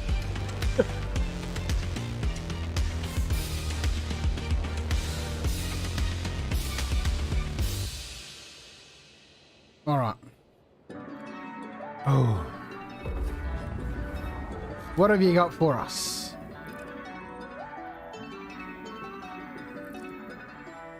Alright, so we still have call to arms. Bounty missions. A very low risk target. High risk, medium risk. Alright, let's do this very low risk target. Our last known location was the Lyria wreck site. This is what's happened when I've been at those wreck sites. Someone spawned this mission and the dudes have gone, there's a ship down there! Fucking get him! Where is the mission? Is it already gone? Elsewhere on Lyria. Okay, let's try this one.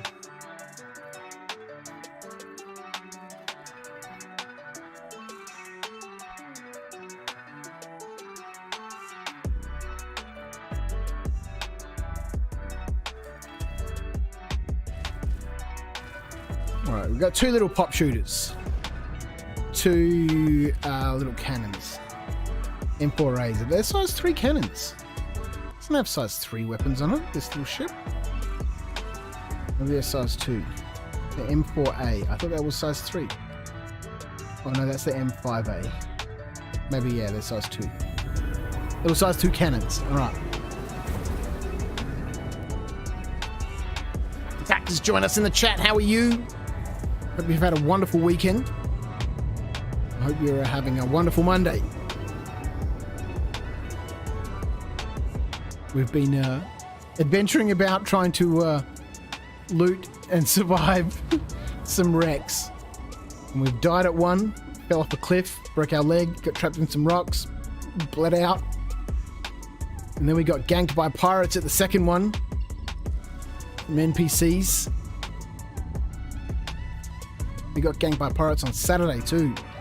These wreck sites are risky business.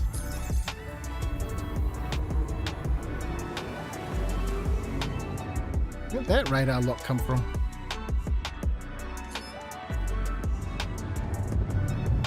Alright. Now we're taking our little 100i. Little pop shooter. Get a different camera. Whoops, that's... Close that. Wait. So we're taking our little 100i out. Oh, good. You got the week off work, so you're just chilling. That sounds lovely. That sounds most enjoyable.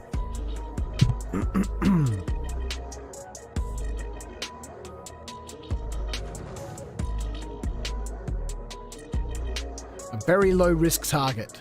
So it might be this dude and maybe a friend. I don't like these close to the planet side ones. Lock target. Are you going to do that?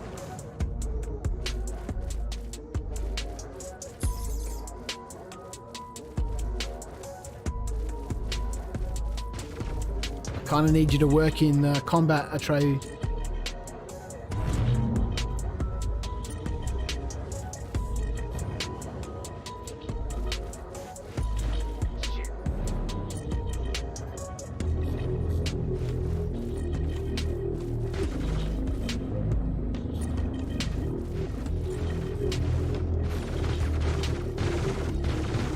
This is a risky situation.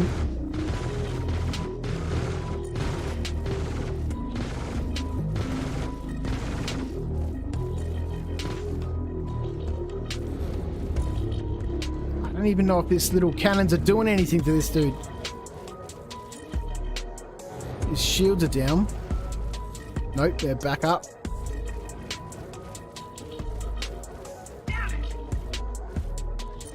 Shields are almost down.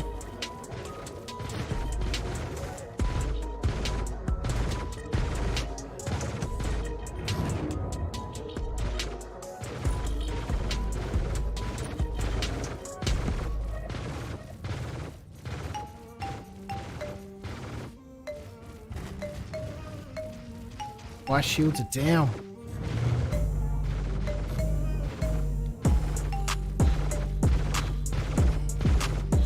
Might need to break off for a second and bring some shields back.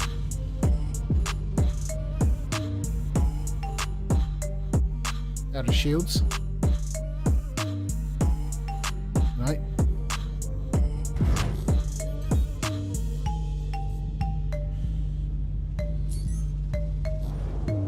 There's stuff popping and sparking. There's stuff popping and sparking. Lock target.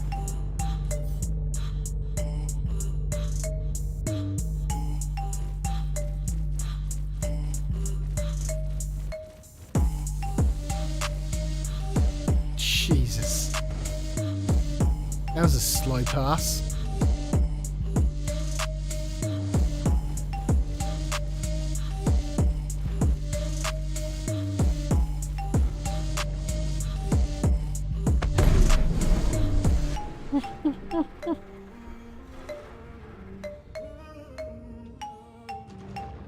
Should we kill his friend? Lock target.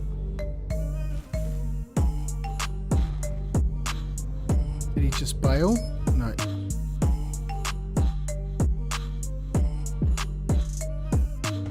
Lock target. Why is my boost stuck? It's doing weird things. I think he ran.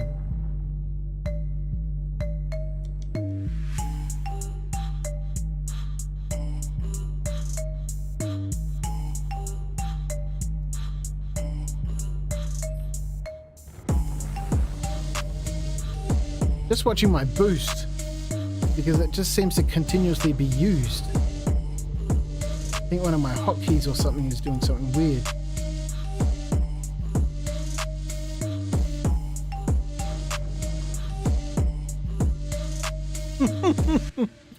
Super good fun. Super good fun. Thank you so much to everyone who's tuned in tonight. I hope you've all had a wonderful day. Hope you have a wonderful evening. Go back here. And get me a water bottle.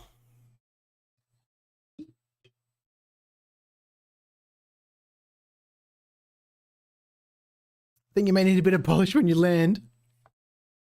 Yeah, indeed. The ship's taking a little bit of damage. Doesn't look like it. Let's change the view to this one. That's default. It's not looking too bad. There's a couple of small little dings and dents. Nothing the rental company won't notice. All right, let's see what else is there. Another one. I think we'll finish up.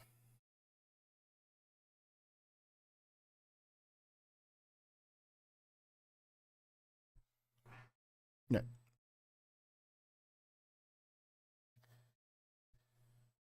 Oh, I don't think you saw it. We'll have a quick, I'll show you a quick look. Nothing wrong with the ship. Nothing wrong with the ship. Take that. Look at this.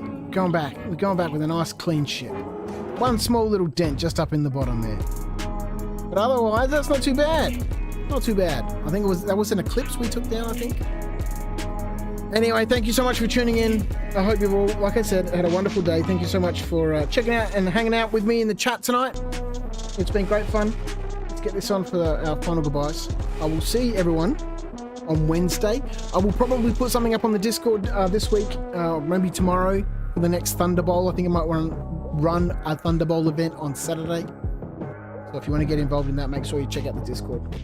But there we go. Fun night. Discovered a couple of wrecks. Found some loot. Lost some loot. Died. Got killed by pirates. Fell off the mountain. Broke my leg. Died. It was great fun. And finished up killing that bounty there at the end. Thanks for tuning in. See you all on Wednesday. Ciao.